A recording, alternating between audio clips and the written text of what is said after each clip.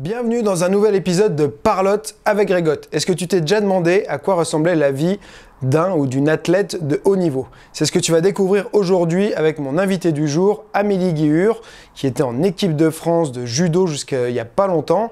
Elle a commencé toute petite, donc on va voir ce que ça fait de se déraciner avant même son adolescence, de quitter sa famille, de changer régulièrement d'endroit, de ville, de région, et puis aussi tout ce que c'est en termes d'entraînement, d'implication personnelle, de souffrance, de travail, que de suivre une formation en sport-études de haut niveau. Récemment, elle a eu des problèmes avec la fédération de judo, elle a quitté la fédération et elle a décidé de se mettre au MMA, donc elle est en pleine préparation pour ses combats. Voilà, donc on aborde toujours plein de sujets qui me passionnent, l'entraînement, son parcours, il y a plein de leçons à en retirer, je suis sûr que tu vas adorer. Allez, c'est parti!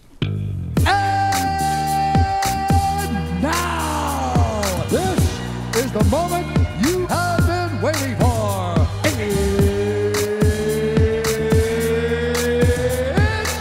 time! Parlotte avec Grégotte. Allez Amélie, on est parti. Écoute, ça me fait plaisir de te recevoir sur le podcast. On va parler un petit peu, comme d'habitude, de ton parcours, de plein de choses. Donc toi, tu as commencé par le judo. Pas exactement, j'ai fait Alors, deux sports avant. Ok. J'ai fait un peu de gym avant, j'ai fait un peu d'équitation comme toutes les petites filles qui rêvent de poney. J'ai fait du cyclisme parce que voilà, mon frère en faisait à un bon niveau, on va dire, niveau correct. J'en ai fait pendant 2-3 ans. Mon père en avait fait aussi quand il était plus jeune. Donc vraiment, c'était une famille un peu fan de cyclisme. Et puis, il y a eu un an où j'ai arrêté le sport. J'avais pas mal d'énergie à revendre. Donc voilà, à l'école, ça se passait bien, mais voilà, il fallait que je me dépense. Et du coup, mon père m'avait proposé d'essayer le judo. J'ai commencé un petit peu tard, entre guillemets. J'ai commencé à 11 ans. Donc voilà, par rapport à d'autres athlètes qui commencent dès tout petit. Et ensuite, voilà, ça a été très vite. Je suis partie à 13 ans sur une structure de haut niveau en sport-études à Rennes. D'accord. Donc, ah ouais. Et tu sais comment ton père, il a eu cette idée de judo? Lui, il en avait pratiqué ou il y a quelqu'un qui lui en a parlé? Ouais, lui, il en avait pratiqué. Il avait fait du judo cadet junior. Il avait été champion de Bretagne, interrégional, tout ça. Donc, c'était vraiment une discipline qui lui plaisait. Et du coup, il m'avait dit, essaye, pourquoi pas. Donc, dès le premier entraînement, j'ai accroché direct. J'étais sur une petite structure dans le Morbihan qui s'appelait Judo Club Allaire. Ensuite, je suis partie sur l'Ille-et-Vilaine au Judo Club Redonné. Une structure un peu plus importante où j'avais un peu plus de partenaires. Et au début, ça a été un peu compliqué parce que j'étais la seule fille. Donc, voilà, c'était pas forcément à l'aise sur les premiers entraînements. Et puis après, ça a été très vite... Voilà, je me suis très vite fait... au monde. C'est vrai que dans les arts martiaux, les sports de combat, il y a pas mal de disciplines où il y a très peu de femmes, mais je trouve quand même que le judo, ça doit être dans les arts martiaux où je trouve que les femmes sont peut-être le mieux représentées. Alors, c'est jamais la majorité, il y a souvent une majorité quand même d'hommes, mais même tu vois, au haut niveau, il y a des vraies grandes championnes féminines et tout, qui sont reconnues, tu vois. Là où pour des femmes dans d'autres disciplines, je trouve que c'est dur, tu vois. Par exemple, tu me parlais du cyclisme. Et ma réaction de me dire, tiens, enfin, moi je suis pas trop le cyclisme, mais je me dis, j'ai jamais vu de femme au Tour de France, donc... Non, ça existe pas. Ouais, ça existe pas. Mais c'est vrai qu'au judo, là, ça se développe énormément. Il y a beaucoup de clubs qui proposent en plus des événements pour développer le judo féminin. Même la fédération propose pas mal d'événements, donc ça, c'est cool. Mais c'est vrai qu'à ce moment-là, j'avais 11 ans, donc il y a déjà quelques années, même si je suis pas non plus à la retraite, mais du coup, c'est vrai que c'était aussi le fait que ça soit une petite structure, ce qui fait que j'étais vraiment la seule fille. Et après, voilà, ça se passe bien. Si le prof est sympa et fait bien son boulot, il n'y a pas de raison que des filles... Et toi, t'étais un peu casse-cou petite ou Parce que qu'est-ce qui t'a plu du coup dans le judo directement, tu dis dès le premier cours, ça t'a plu? Le fait de se confronter, de se battre, le fait que physique, exactement, le combat, le chercher à mettre à faire un beau mouvement et mettre l'autre sur le dos, quoi. Puis c'était sympa aussi pour moi parce que j'étais du coup face à des garçons, donc ils me prenaient pas toujours au sérieux et là j'avais envie de prouver que même si j'étais une fille, j'étais capable aussi de gagner, quoi.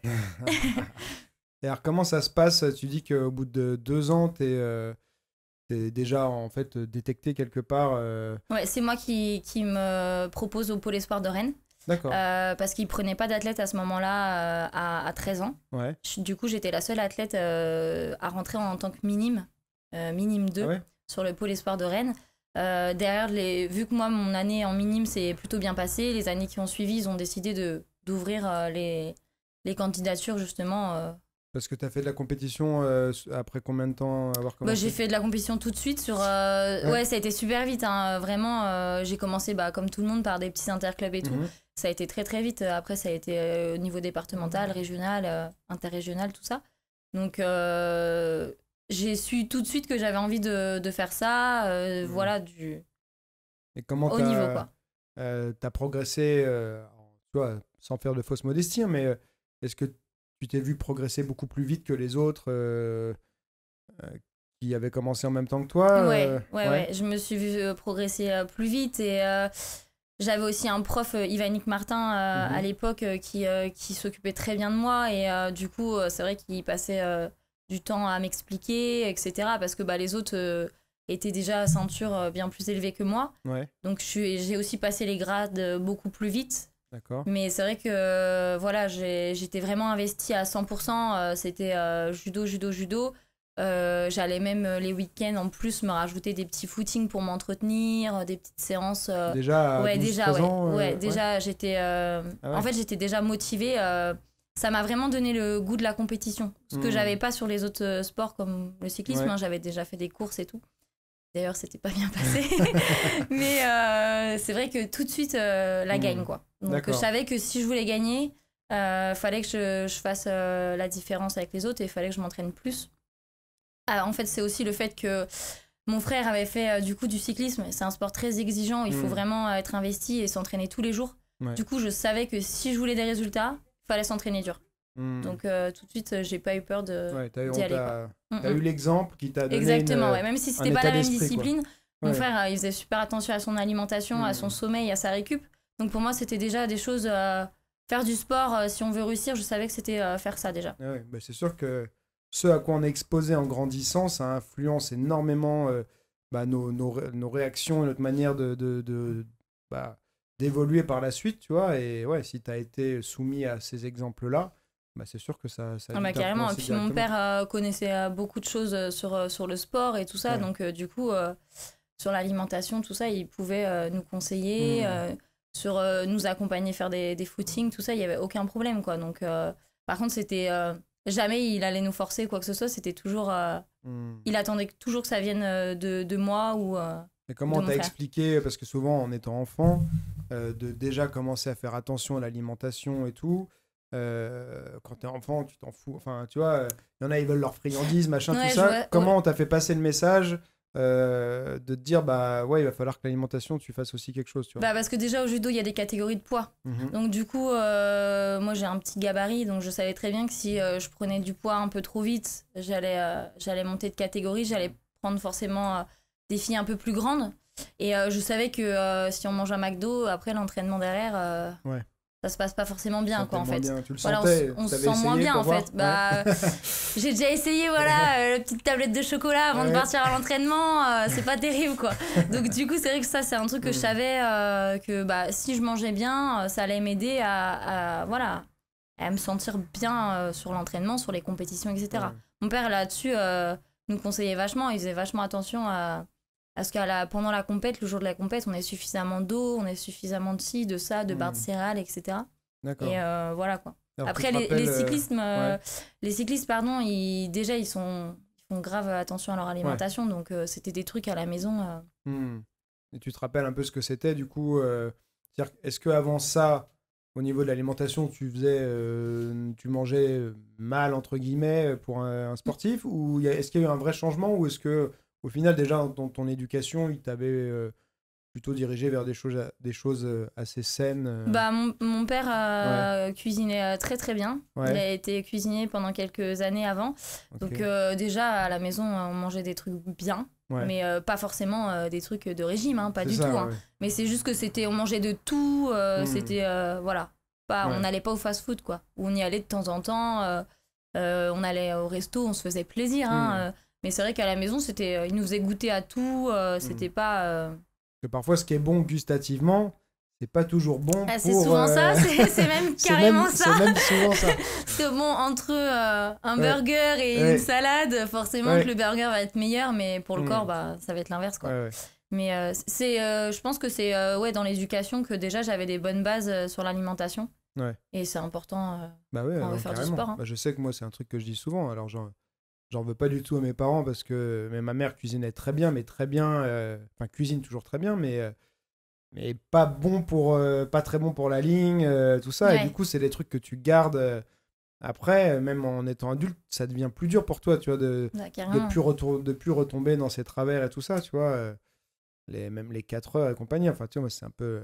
Après, les 4 heures et tout, ils nous laissaient... je prenais ce que je voulais, il n'y avait pas de souci. Mais c'est plus, sur les repas matin, midi, soir... le matin, on partait jamais à l'école. Si on n'avait pas mangé un truc, c'était hors de question, quoi. Ils savaient que c'était important qu'on ait quelque chose dans le ventre. Donc déjà... D'accord. Même si des fois, j'avoue que maintenant, je pars un peu... Quand je suis un peu pressée, c'est dans la voiture et puis je fais du mieux que je peux. Mais... Ouais, bah après, il y a la vie qui se met parfois un peu en travers, mais c'est vrai que tu as déjà les bases. Voilà. Et puis, est-ce que tu as réellement besoin de faire attention 100% du temps Non. Tu vois non, pas du tout. Non. Donc... C'est, en fait, ce qu'il faut, c'est être régulier, tout simplement. Moi, je me fais plaisir plusieurs fois dans la semaine, mais sur les autres repas, je fais attention. Faut connaître son corps, faut savoir se gérer, et puis... Alors, comment ça s'est passé? Tu vas donc, ça s'appelle au pôle Espoir de Rennes. C'est loin de chez toi? Ouais, c'est à Rennes, et mes parents sont complètement au sud, sont dans le Morbihan. Donc sont à 3/4 d'heure, 1 heure à peu près. Donc je rentre que les week-ends. Donc je suis à l'internat, je suis en classe de 4e. C'est un sport-études donc du coup, en fait, je m'entraîne tous les matins et tous les soirs. Et puis j'ai les cours à côté, donc je suis dans une classe avec d'autres sportifs qui eux aussi sont en pôle espoir, du coup. Pas forcément judo? Non, il y a du basket, il y a un peu de tout. Et en fait, on a un emploi du temps aménagé. Donc en gros, on fait 2 heures d'entraînement le matin, 2 heures le soir, et du coup les plannings des cours sont un peu moins longs, mais par contre on doit bosser 2 fois plus que les autres classes, du coup on a moins de cours, quoi. D'accord. Et alors en termes d'ambiance, quand t'es arrivé là-bas, qu'est-ce qu'il y a de différent avec l'école où t'étais avant? Est-ce qu'ils sont plus sérieux, moins sérieux, déconneurs, plus bosseurs? Ouais, c'est l'internat, on est jeunes, hein, donc c'est déconneurs. Il y a aussi une ambiance de groupe quand même qui se crée parce qu'on vit au quotidien ensemble. On est matin, midi, soir ensemble, on rentre pas dans nos familles. Il y en a qui venaient de loin en plus, jusqu'à Brest et tout, donc c'est vrai que certains rentraient même pas les week-ends. Donc il y a quand même une bonne ambiance qui se crée.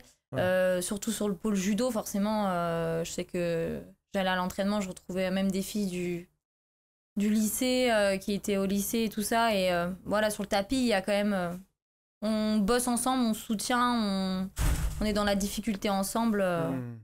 Est-ce qu'il n'y a pas un côté où ça peut être un peu dur aussi? Ça a été dur, hein. Je cache pas que la première année à l'internat ça a été dur, pour mes parents aussi, c'est ça, forcément. En plus j'ai un grand frère et une grande sœur, et on est tous les 3 partis la même année. Eux, ils ont pris leur appart, et moi je suis partie en structure, donc pour eux ça a été un vide à la maison. Ma mère était pas super emballée que je parte en pôle espoir. Honnêtement, elle voulait pas. Je l'ai un peu forcée à signer le dossier, mais parce que j'étais vraiment motivée. Je savais que en me lançant là-dedans, ça allait m'ouvrir des portes et que je pouvais élever mon niveau. D'accord. C'était important, quoi, que en restant en club, ça allait pas être possible de pouvoir faire des grosses compétitions. Et tu sais pourquoi ta mère, c'était quoi ses réticences? C'était que j'étais la petite dernière, alors forcément elle voulait me garder à la maison. Après elle avait peur aussi pour moi que l'école je décroche, sauf qu'en fait en pôle c'est impossible. C'est ça, c'est impossible, ça parce fait un peu que partie du contrat, quoi. Je sais pas si le pôle fonctionne, le pôle espoir fonctionne toujours comme ça, mais si on avait des mauvaises notes en dessous de la moyenne, notre entraînement était supprimé. Donc à la place de s'entraîner, on partait en salle de cours et puis on bossait, quoi.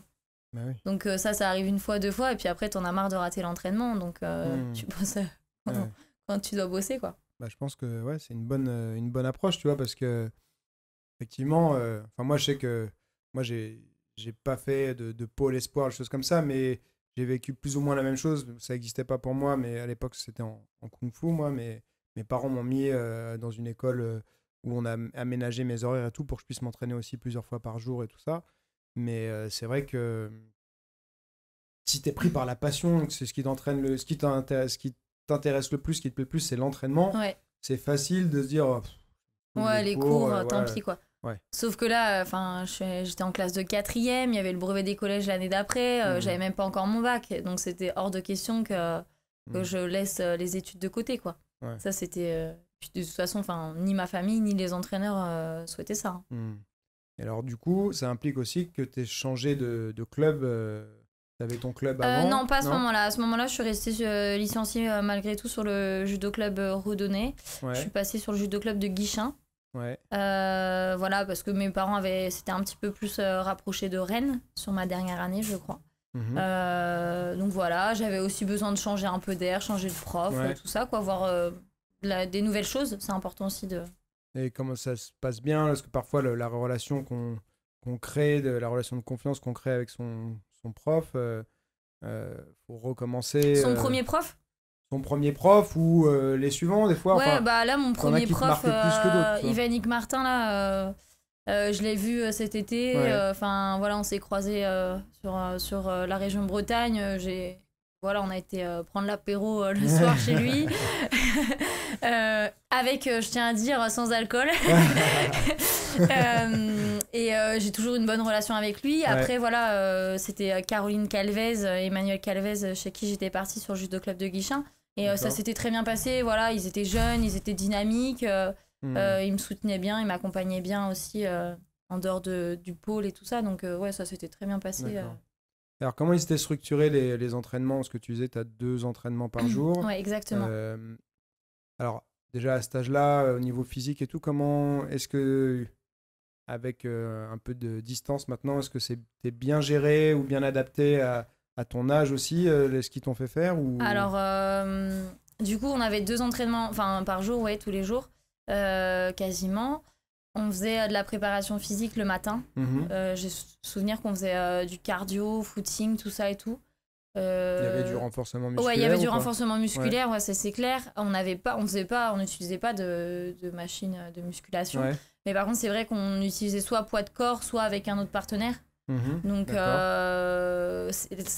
la première année au pôle, je crois que je suis passée de moins de 44 à moins de 52 kilos. Hein. Ah ouais. Parce que je me suis développée musculairement super vite.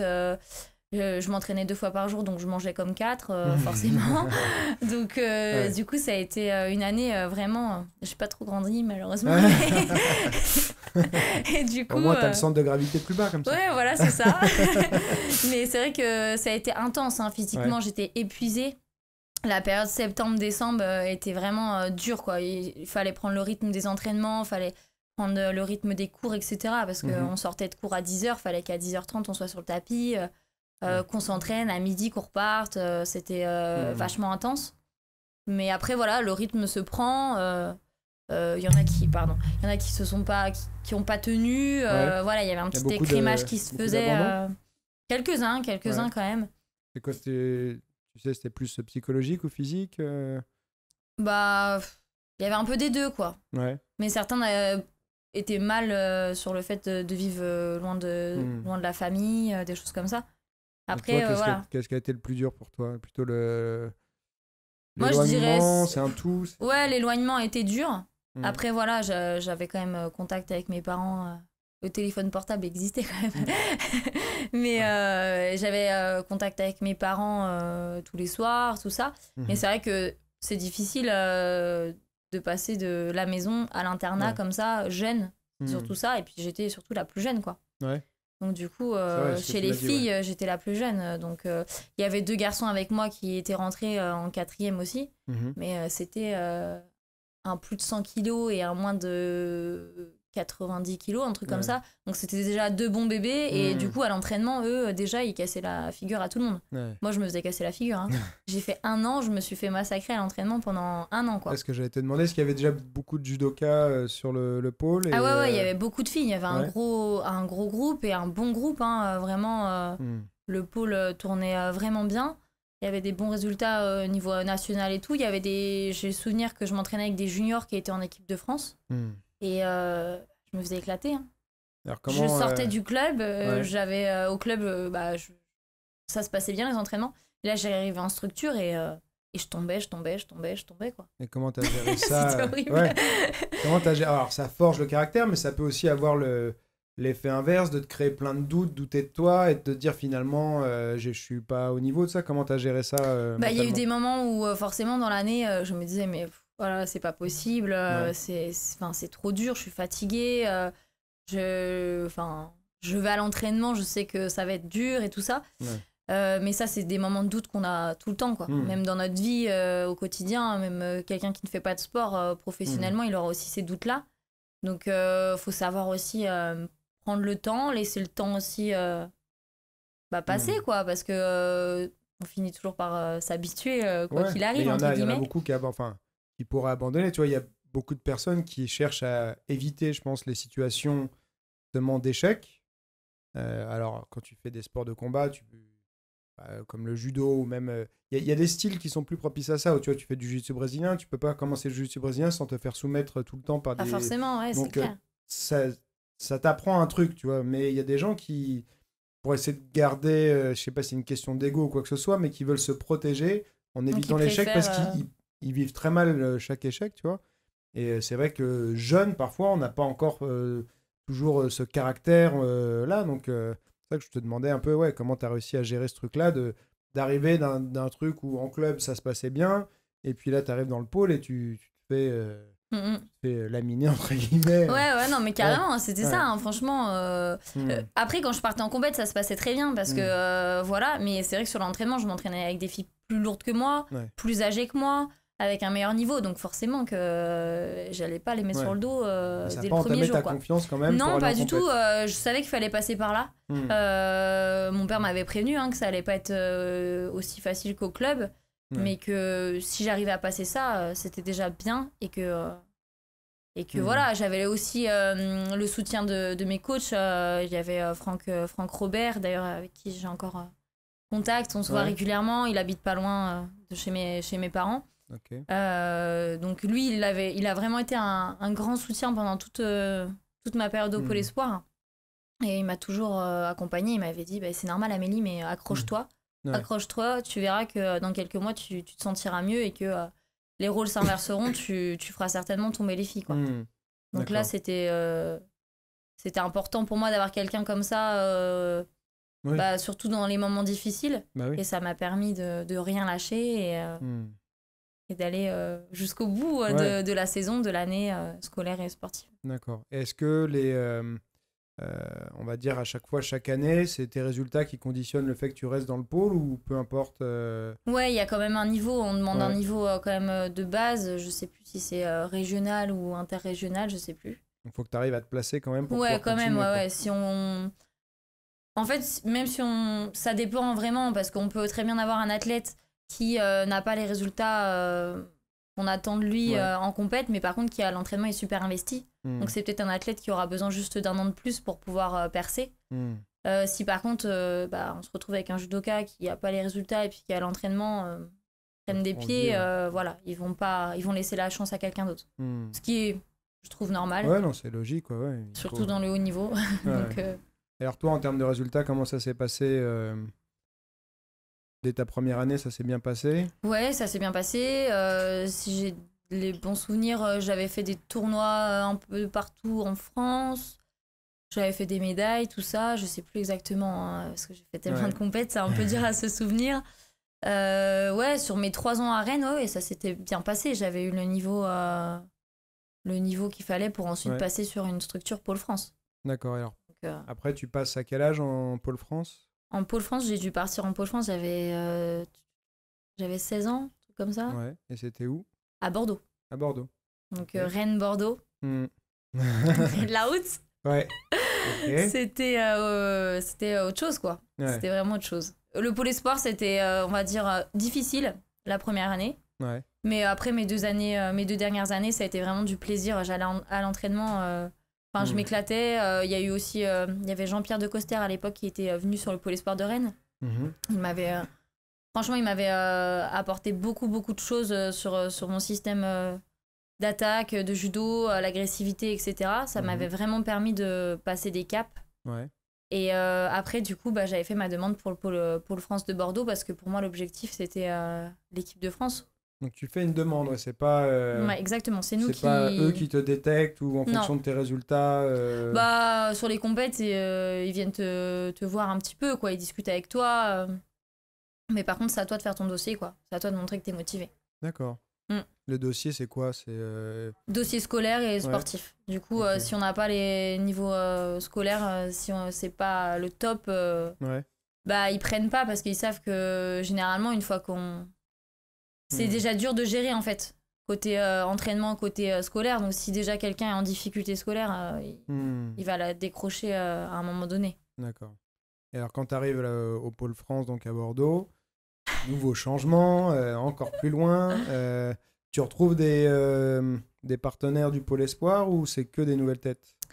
Je pars avec un pote qui vient avec moi sur le Pôle France de Bordeaux. Déjà, je fais des tests de sélection. Horrible. Ouais. Mais quand je te dis horrible... C'était quoi? Alors, c'était un stage. En fait, chaque structure, on fait un stage. 2-3 jours. Moi, il m'avait gardé une semaine. J'avais dit non, c'est pas possible. Et du coup, entraînement à 7h le matin, footing, 12 bornes, tout quoi. D'accord. Donc, c'était horrible. Ils essaient de te casser un peu pour voir... Ouais, pour voir en fait jusqu'où on peut aller. Voilà quoi, il faut dépasser ses limites, quoi, montrer qu'on est motivé. En plus, le pôle à Bordeaux avait à ce moment-là un groupe filles hyper fort, hyper motivé. C'était vraiment, quand j'avais été sur le stage, j'avais vraiment été impressionnée. Je me sentais toute petite vraiment par rapport aux filles. Elles étaient pour la plupart toutes en équipe de France junior. Donc déjà, elles connaissaient ce que c'était le niveau, enfin le haut niveau et puis surtout les compétitions internationales. Donc c'était rebelote en fait. J'arrive sur le pôle de Bordeaux, je me refais casser la figure pendant 1 an et c'est reparti. La morale de l'histoire, faut se faire casser la figure. Et c'est vrai que le stage de détection, du coup, ça avait été, je sais plus à quelle période, peut-être vers avril-mai. Ouais. Donc j'avais été logée par une Bretonne, Mélanie Proutot d'ailleurs, avec qui j'ai encore contact. Et du coup, en fait, elle m'avait hébergée chez elle. Elle m'avait expliqué un petit peu, t'inquiète pas, ils vont te pousser à bout, c'est normal. Mais elle m'avait dit, c'est bien, parce qu'en fait, s'ils te gardent plus longtemps, c'est vraiment qu'ils veulent te tester et qu'ils sont motivés pour t'avoir la saison prochaine. Ils n'ont pas réussi à te casser, ils veulent continuer. Bah franchement, j'en avais bavé, hein. J'ai encore le souvenir, là. Ouais, ça restait marqué, ça. Ah, carrément. Mais... c'est des beaux souvenirs malgré tout, en fait, avec du recul, quoi. Alors concrètement, c'était quoi? Parce qu'on a envie de savoir maintenant. Donc, footing. Un 12 bornes, quoi. 12 km comme ça, en plein Bordeaux, entre guillemets. Puis Bordeaux, bon, je veux pas critiquer la Bretagne, mais il faisait un bon 35 degrés dès le mois de mai-juin, donc pardon.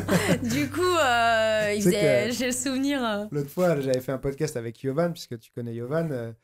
Ils sont arrivés avec sa femme, je les vois qui se garent et il faisait hyper chaud ici, tu vois, et eux, ils étaient pas du tout habillés pour, tu vois. Ils me disaient, qu'est-ce qui se passe? Il dit, nous, on a quitté Rennes, il faisait 18. Ah, mais nous, il fait 35 ici. C'est pour ça, donc pour les amis bretons, je suis bretonne, je suis fière de l'être, mais pour le temps, un peu moins.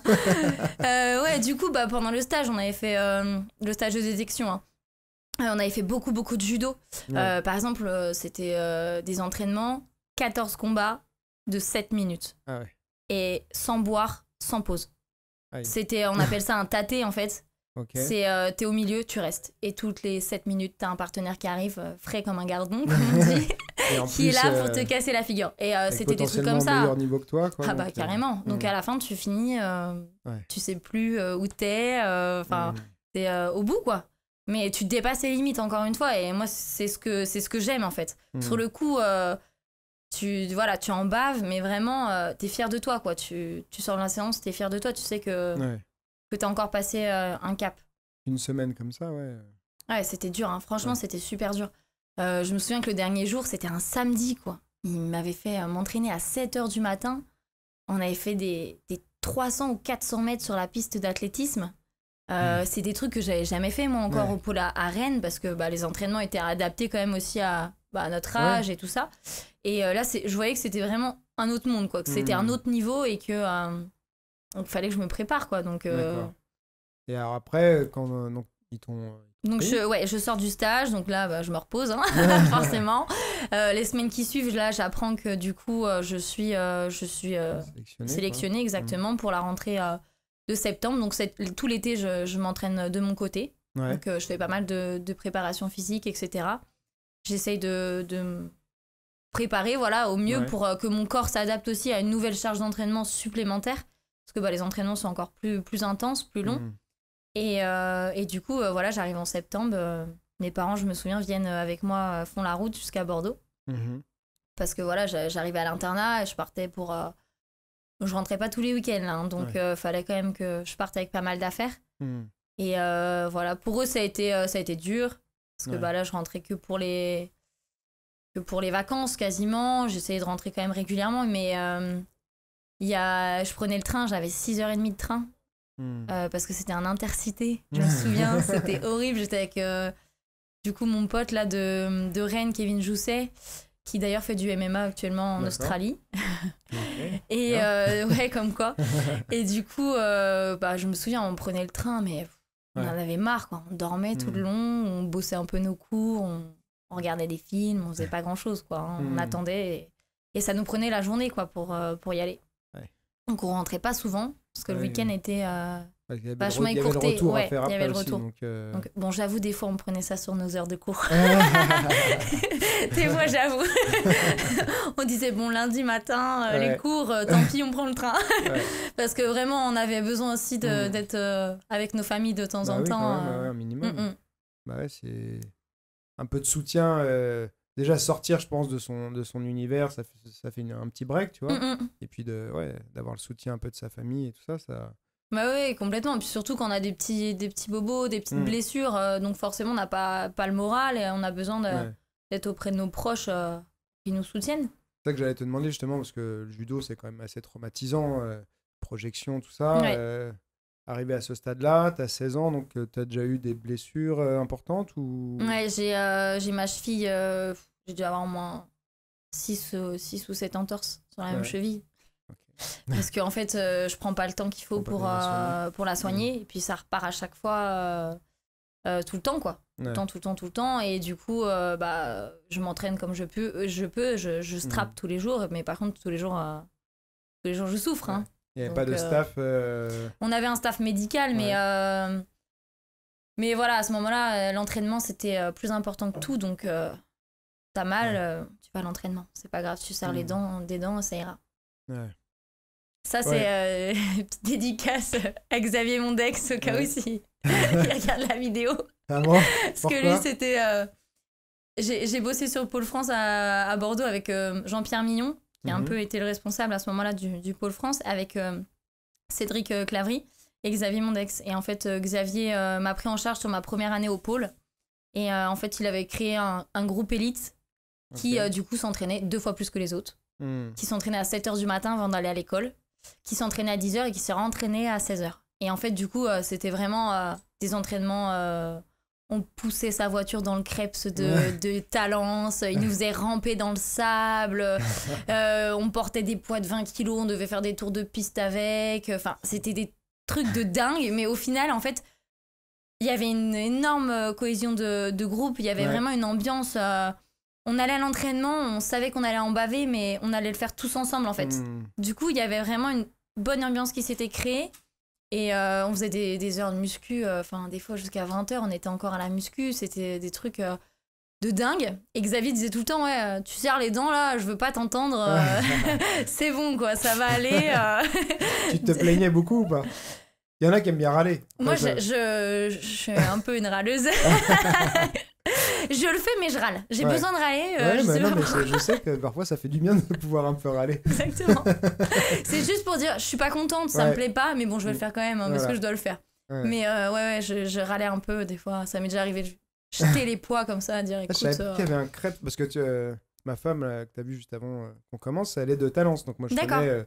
il y a le crêpe de Talence, Je vois pas où il est, alors le... Catch Alors, de Talence. Bon, c'est pas grave, c'est je au niveau regarderai au des pire, trucs universitaires et tout Ouais, près de l'université. ça. D'accord. Il y a une belle structure, il y a Ah, pas je mal de savais pas qu'il y avait pôles un crèche différents. là-bas. Donc, et puis on avait les cours juste à côté, donc en fait c'était super pratique pour Ouais. nous d'aller en cours et puis d'aller. Hmm. Surtout que là, fallait qu'on soit sérieux, on préparait le bac, hein, donc Ouais. Ouais. tout Alors, le monde la- n'était pas super sérieux. Mais... La muscu, ça ressemblait à quoi? Qu'est-ce qui te faisait faire? Ah là, c'était de la vraie muscu. Hein. Ouais. Là, c'était de la muscu. Hein. C'était Mais tous les jours? quasiment, ouais. Et comment ils géraient la récupération? Parce que normalement, muscu plus entraînement 2 fois par jour, tous les jours. Ouais, bah là, pas de récup. Hein. Ouais. Pas de récup. C'était vraiment. En fait, j'ai fait 1 an comme ça, où Ouais. vraiment Xavier, ça a été très dur, hein, vraiment. D'ailleurs, s'il m'entend là, tu m'en as fait baver. Mais merci quand même parce Lui, que. il était préparateur physique ou, Bah, il n'était pas préparateur non. physique, il faisait partie du pôle de judo, donc il intervenait sur la prépa et sur le judo, mais il a été aussi préparateur physique du rugby. D'accord. Donc voilà, il s'y connaissait bien là-dessus et il savait dépasser nos limites. Des fois, il y a des jours où je le détestais, quoi. J'avais pas Ouais. envie de le voir à l'entraînement. Mais au final, 1 an après, je voyais mon évolution physiquement, que j'avais un super cardio et que musculairement, j'étais au-dessus sur Ouais. les combats, je le ressentais, quoi. Et après, ma 2e et 3e année, j'ai travaillé un peu plus avec Cédric Clavry, Ouais. qui lui m'a apporté un peu plus au niveau du judo, Mhm. la mise en place de mon système d'attaque.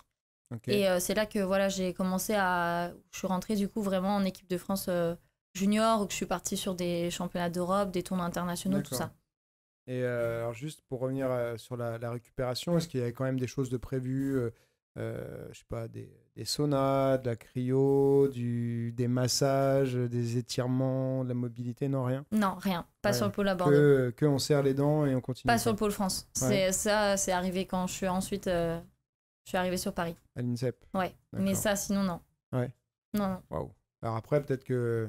À part quand je partais, par exemple, avec l'équipe de France en stage et tout ça, Mm. là, oui, on avait des trucs de récup Ouais. et tout. Mais quand j'étais vraiment sur la structure du pôle France, non, il n'y avait pas de trucs de récup, Ouais. sauna ou quoi que ce soit, non. Quand t'es jeune, c'est vrai que tu peux encaisser beaucoup plus et tout, mais c'est vrai Bah, que. surtout à cet âge-là, ouais, t'as Mm. 17-18 ans, tu peux faire de la quantité, en fait. Ouais. Et après, plus tu vieillis, il faut diminuer Mm. la quantité, faire de la qualité. C'est ça, ouais. Mais Mais quand même.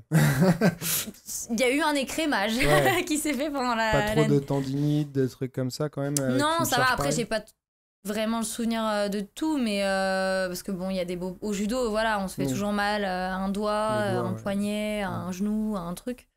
Mais Ouais. c'était surtout, mais moi, c'était surtout ma cheville à ce moment-là, et Mm. ma cheville gauche là qui Ouais. faisait des siennes. Et ils vous suivaient au niveau de la nutrition ou pas? Ouais, on avait des interventions de diète dans l'année sur le pôle, parce Mhm. que bah là, c'était autant à Rennes. On était jeunes, donc j'entendais pas trop parler de régime, pas plus que ça. Ouais. Par contre, au pôle France, arrivé au pôle France, ouais, quasiment tout le monde faisait des régimes, quoi. Hmm. Mais est-ce que Donc, c'était à vous de vous débrouiller ou vous aviez. alors, ouais, il y avait un peu de tout. Certains avaient pas envie de voir une diététicienne, donc ils Mhm. faisaient leur régime comme ils pouvaient, un peu à l'arrache. Et puis d'autres, voilà, ils se faisaient suivre. Moi, je Ouais. préférais aller voir quelqu'un pour au moins avoir des conseils de base. Après, Ouais. Cédric Clavry, qui lui, en tant qu'athlète, avait fait des gros régimes, Mhm. m'avait pas mal conseillé à ce moment-là. D'accord. Et est-ce qu'au niveau des compléments alimentaires, les choses comme ça, ils vous conseillaient aussi Non, ça c'était plus mon Ouais. père qui s'y connaissait, donc tout ce qui était vitamine C, trucs Mhm. comme ça. Pour l'hiver, là, Ouais. il me donnait des trucs style Bion 3, machin, Ok, ouais.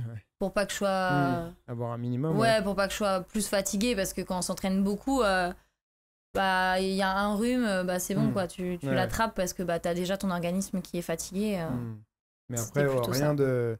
Pas de whey, pas de créatine, Non, pas pas de du tout, du PCA, tout. Ah non. rien. Alors Rien du ça, rien du tout.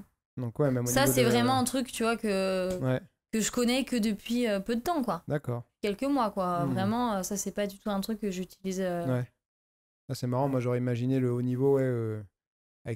Et bah, tu vois, au judo, Mhm. et bah, et par rapport à d'autres pays comme le Japon, etc., Ouais. les pays de l'Est et tout ça, on est vachement en retard sur les trucs de BCA, de Ouais. créatine, de whey, de tout ça. Hmm. Ouais, on est vachement. Et pourtant, on est une des meilleures nations. Ouais. Donc c'est. Mais je Ouais. parle surtout pour, par exemple, pour les Oui. garçons. Hmm. Parce que, bon, les garçons, enfin, musculairement et tout, c'est différent. Hmm. De chez les filles, ils vont faire plus de muscu, plus de trucs comme Ouais. ça. Mais c'est vrai que là-dessus, C'est un peu absent. Un peu, ouais. Ok, donc Bordeaux, tu m'as parlé de championnat d'Europe en junior. Exactement. Tu avais fait des résultats? Ouais, j'avais fait vice-championne d'Europe junior en Croatie en 2012. Tu avais quel âge du coup? J'avais 18 ans. 18 ans. Ouais, j'avais 18 ans. Ton anniversaire presque. Mon anniversaire était en février, championnat d'Europe en septembre. Ouais. Bon. Mais c'était l'un de mes... Je pense que c'est l'un des plus beaux souvenirs que j'ai de ma carrière de judo. Ouais. Ouais, honnêtement, ouais. Pourquoi? Parce que cette année-là, j'étais en junior 2. Donc en fait, j'avais fait mon année de junior 1 quand je suis arrivée sur le pôle de Bordeaux. J'étais montée en moins de 57 kilos. Alors c'est quoi, pour moi qui ne connais pas et peut-être pour les autres aussi, junior 1 et 2, c'est quoi la... C'est l'âge quoi. Junior 1, t'as 17 ans. Junior 2, t'as 18, etc. en fait. Et après, tu passes senior. Ok. Et du coup, en fait, j'étais arrivée sur le pôle en moins de 57 kilos. Bon, j'étais assez légère. Ouais. Mais je m'étais pas prise la tête. J'avais fait des compètes comme ça. J'avais fait des résultats un peu au tournoi, championnat, etc. Je pourrais pas ressortir exactement les trucs. J'ai un peu... ça, c'est dur à retenir chaque année. Mais je crois qu'il y a tout. J'avais regardé vite fait. Il y a une page judo avec tous tes... Oh, le judo, ça s'appelle. Tous tes résultats. Exactement. Et du coup... Et en fait, sur mon année de junior 2, donc ma deuxième année sur le pôle, je décide de descendre en moins de 52 kilos. Donc c'est toi qui décides ou c'est les coachs qui... C'est moi qui décide, et puis avec les coachs, en fait, je vois que je suis pas très très lourde, et puis je vois que ça peut être une bonne aventure, quoi. Qu'est-ce qui t'a motivé à changer de KT? Juste je savais que si je descendais, je pouvais être encore plus performante. Ouais. D'accord, parce que avec une charge pareille d'entraînement, devoir diminuer ses rations et tout ça, ça peut être quand même... Ouais, bah du coup, alors cette année-là, ça a été vraiment l'année... l'une de mes meilleures saisons. Donc je descends 52 kilos et puis là je commence à faire pas mal de tournois, etc. Et puis des bons résultats, et c'est là que du coup que j'intègre vraiment l'équipe de France, où là les tournois internationaux et tout ça, en Russie, Saint-Pétersbourg, à droite à gauche. Alors juste, je t'interromps 2 secondes parce que tu dis je descends 52 kilos, mais alors comment tu descends 52 kilos? Parce que c'est quand même... régime. Ouais. Régime, ouais. Et en plus, je crois que cette année-là, si mes souvenirs sont bons, je fais 12 descentes au poids dans l'année. Ouais. Donc c'était vraiment énorme. Et c'est ce que je me disais, c'est que tu vois, par rapport au MMA ou même les boxeurs pros, tout ça, ils ont pas... il n'y a pas la même fréquence, tu vois. Donc ils ont une perte de poids à faire 2 fois, 3 fois par an parfois. Et je fais 12 descentes au poids et trop, parce que l'année d'après, je remonte en 57 forcément. Ouais. Et tu faisais comment pour descendre? Je mangeais plus. Franchement, c'était un peu ça. Ça craint, mais faut pas faire ça, hein. Ne faites pas ça. Mais j'allais courir, hein. Studisette, sauna, voilà. Hein. Et que t'arrivais quand même t'avais une chute de performance dans tes entraînements, non? Alors du coup, cette année-là, vu que j'avais beaucoup de compètes et puis qu'on voyait que mes résultats avec Cédric Clavry étaient plutôt bons, du coup, il m'adaptait un peu plus. Là, j'avais, par exemple, semaine de régime, j'avais un programme allégé par rapport aux autres filles. Parce qu'il savait que de toute façon, s'il me mettait au même rythme que les autres, moi, j'avais la compète, j'avais le régime, c'était pas possible. Bah oui. Donc là-dessus, ça, c'était bien de sa part, c'était intelligent de sa part. Parce que sinon, j'aurais pas pu tenir le rythme. Et j'ai le souvenir, du coup, donc je fais des tournois, je sais plus trop où, en Berlin, etc. Enfin, un peu Pologne et tout. Et je fais le dernier tournoi avant les championnats d'Europe qui avait lieu, du coup, en septembre, en Croatie. Donc, je crois que le dernier tournoi était en juin ou juillet.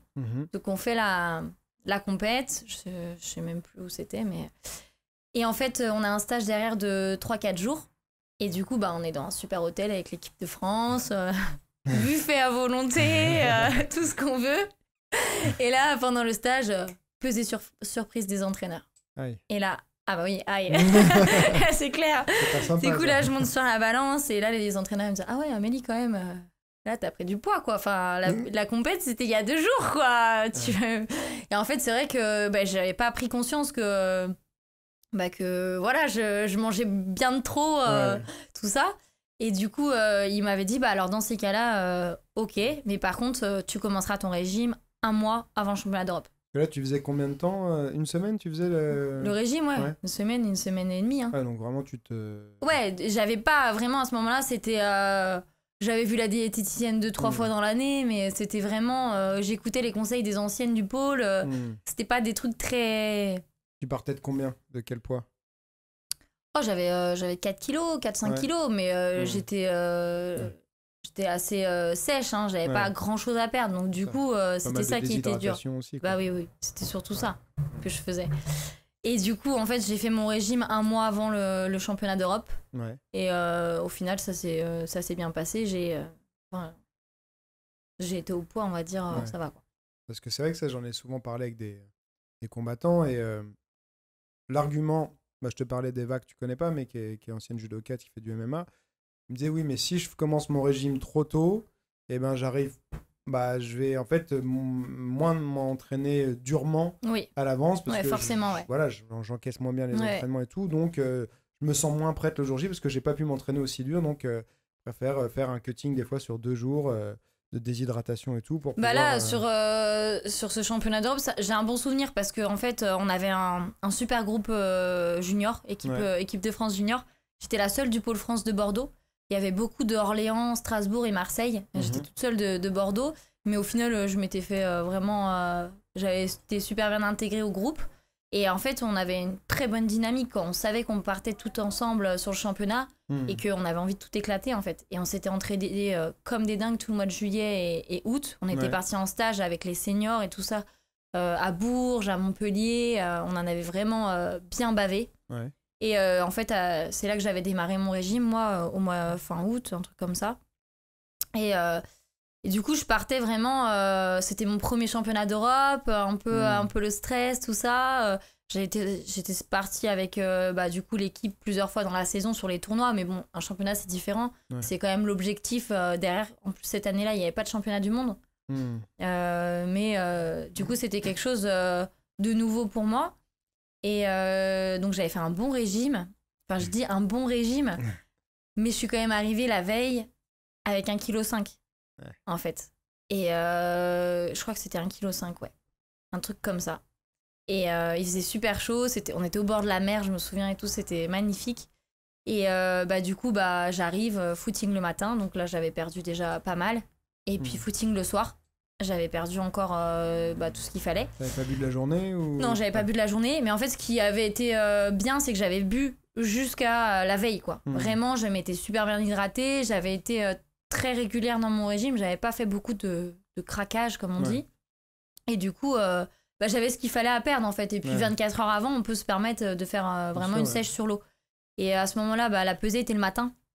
Donc je me souviendrai toujours, j'étais partie me coucher, j'étais à 52,050, donc ça ne passe pas. Voilà. Il n'y a pas du tout de marge. Il y avait 52,050 ou 52,100, un truc comme ça. J'étais partie me coucher à ce poids-là. Non, c'est pas de marge, rien. Donc je me couche, je me dis, c'est bon, demain, easy quoi. Si je perds pas 100 grammes dans la nuit, ça craint, franchement. Je me réveille. Donc la pesée, ça devait être 7h30, un truc comme ça. Donc nos coachs nous disent, venez en avance pour vérifier vos poids. J'arrive, punaise, 52,100. Je me dis, c'est pas possible, quoi. Franchement, j'étais dégoûtée, quoi. Rase la tête. J'avais rien perdu dans la nuit. J'étais dégoûtée. Mon entraîneur m'avait dit, essaye d'aller courir ou un truc comme ça, quoi. Je t'attends. Il n'y avait pas de sauna dans le... Non, il n'y avait pas de sauna. Enfin, je m'étais pas renseignée, mais voilà, quoi. À 7h du mat, me faire un sauna, j'avais pas trop envie, quoi. Et du coup, je me souviendrai toujours, j'avais monté les escaliers de secours de l'hôtel et j'avais dû les perdre en 5-10 minutes, quoi. Mais parce que voilà, j'avais le stress en me disant mince, je les ai toujours pas perdus. Je me suis pesée. Je me souviendrai toujours, il y avait Julia Rosso qui était en moins de 52 kilos avec moi aussi et qui m'avait attendue pour la peser. Elle avait été super sympa et elle aussi était au régime, mais elle m'avait dit t'inquiète, je te garde une place dans les premières, t'auras pas toute la file à faire. Je m'étais pesée et puis après j'avais mangé et là je m'étais dit mais je suis rincée, quoi, j'ai plus de jus, si je fais un tour ou deux c'est bien. Et en fait je sais pas, la journée était top, j'ai eu des sensations superbes, quoi, où je fais 2, quoi. Donc, tu sais pas pourquoi en fait alors je pense que la préparation avait été hyper bien faite, vraiment hyper bien faite. C'était avec Christophe Massina et Marc-Alexandre. Ouais. Et ça avait été vraiment une bonne prépa. Ils avaient fait ce qu'il fallait, quoi. Et nous aussi, on avait fait le taf comme il fallait. Donc, on avait eu 2 médailles en 52, 2 médailles en 57, une médaille en 63, enfin dans toutes les catés, quoi. Chez les filles, on avait Et tout. Contre qui tu perds? Je perds contre une Allemande, Safo Koban, qui d'ailleurs est actuellement dans les meilleurs mondiales sur le circuit international senior. Et tu sais pourquoi? Qu'est-ce qui fait que tu n'arrives pas à la battre, elle? Elle était plus forte. Ouais. Elle était plus forte. Ah, elle était un autre. Techniquement, physiquement, elle était. Sur les 2 plans, quoi. Ouais, c'était. Elle était au-dessus du lot. Vraiment. Rien à redire là-dessus. Elle était au-dessus du lot. Accepter de dire bah. Ouais, et puis sur cette journée-là, je m'étais sentie bien physiquement, techniquement. J'avais bien mon système d'attaque en place. Tout était la tactique, tout, quoi. Donc c'était vraiment top, quoi. Et puis quand on voit que tout le groupe fait des médailles sur la semaine de compète, c'est super, quoi. L'ambiance, tout ça. Et alors donc là, t'avais 18 ans. Mm-mm. Après, ça c'est Pôle France. Ouais. Et après, c'est l'INSEP. Alors 1 an à l'Institut du Judo et ensuite je rentre à l'INSEP. Alors c'est quoi alors je sais que l'Institut du Judo c'est juste à côté là. Ouais, à Châtillon. Je vois où c'est, mais c'est quoi exactement l'Institut du Judo? Alors maintenant c'est ouvert à tout le monde. Ouais. En gros il y a des entraînements tous les soirs. C'est quelqu'un de la Fédé qui dirige un peu ou des entraîneurs de club qui dirigent les entraînements. Mais à l'époque en fait c'était une structure un peu de transition entre le Pôle France et l'INSEP. Donc vraiment financé par la fédération. Ouais. Et donc à l'époque en fait les jeunes juniors ou jeunes seniors venaient à 1 an à l'IJ et s'ils avaient des résultats corrects et tout ça, on les passait sur l'INSEP. Il y avait des dortoirs, des choses comme ça aussi pour là j'avais à ce moment-là j'avais un petit appartement sur Châtillon et c'était un truc que la Fédé avait réussi à nous avoir, des logements, tout ça, quoi. Mine de rien, t'as vu pas mal de pays. Ouais, carrément. Ouais. Ah, c'est rigolo, c'est juste à côté d'ici, Châtillon. Moi, j'ai vécu un peu à Châtillon aussi. Donc, et alors là-bas, c'était. T'as bien aimé cette année là-bas ou. Bof. En fait, là, j'étais encore en équipe. Donc, du coup, je faisais quand même pas mal d'entraînement à l'INSEP. Je faisais beaucoup d'allers-retours, en fait. D'accord. Donc, du coup, je me suis pas. INSEP, c'est à Vincennes. Hein. Ouais, INSEP, c'est dans le bois de Vincennes, exactement. C'est le centre olympique où il y a toutes les équipes de France.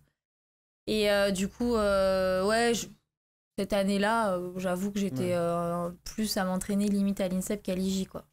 Ils m'avaient refusé, en fait, l'INSEP. Pareil, là, c'est un dossier que toi, tu dois faire, c'est pas eux qui te proposent. En fait, j'étais passée du coup de moins de 52 kilos à moins de 57, parce qu'avec mes 12 descentes au poids, forcément que je tenais pas sur la durée. Et du coup, en fait, quand j'ai fait ma candidature, ils m'ont dit « Ah ouais, mais nous, on ne veut pas en 57, on te veut en 52 ». Donc du coup, j'ai continué à m'entraîner, etc. J'ai fait 1 an, j'ai fait ma dernière année en 57 à Bordeaux. D'ailleurs, mon entraîneur Cédric Clavry m'avait dit « Amélie, tu montes, je ne veux plus te voir en 52, là, ça va pas, tu n'y arriveras pas, quoi ». Donc j'étais montée de catégorie vraiment à contre-cœur, hein. J'étais pas du tout contente de monter. Ça devait pas être une partie de plaisir, toutes ces descentes au poids. Ouais, bien sûr, mais en fait, je croyais pas en moi en 57 kilos, en fait. Mais vraiment pas. Et mon entraîneur m'avait dit, mais entraîne-toi dur, fais ce qu'il faut et tu verras.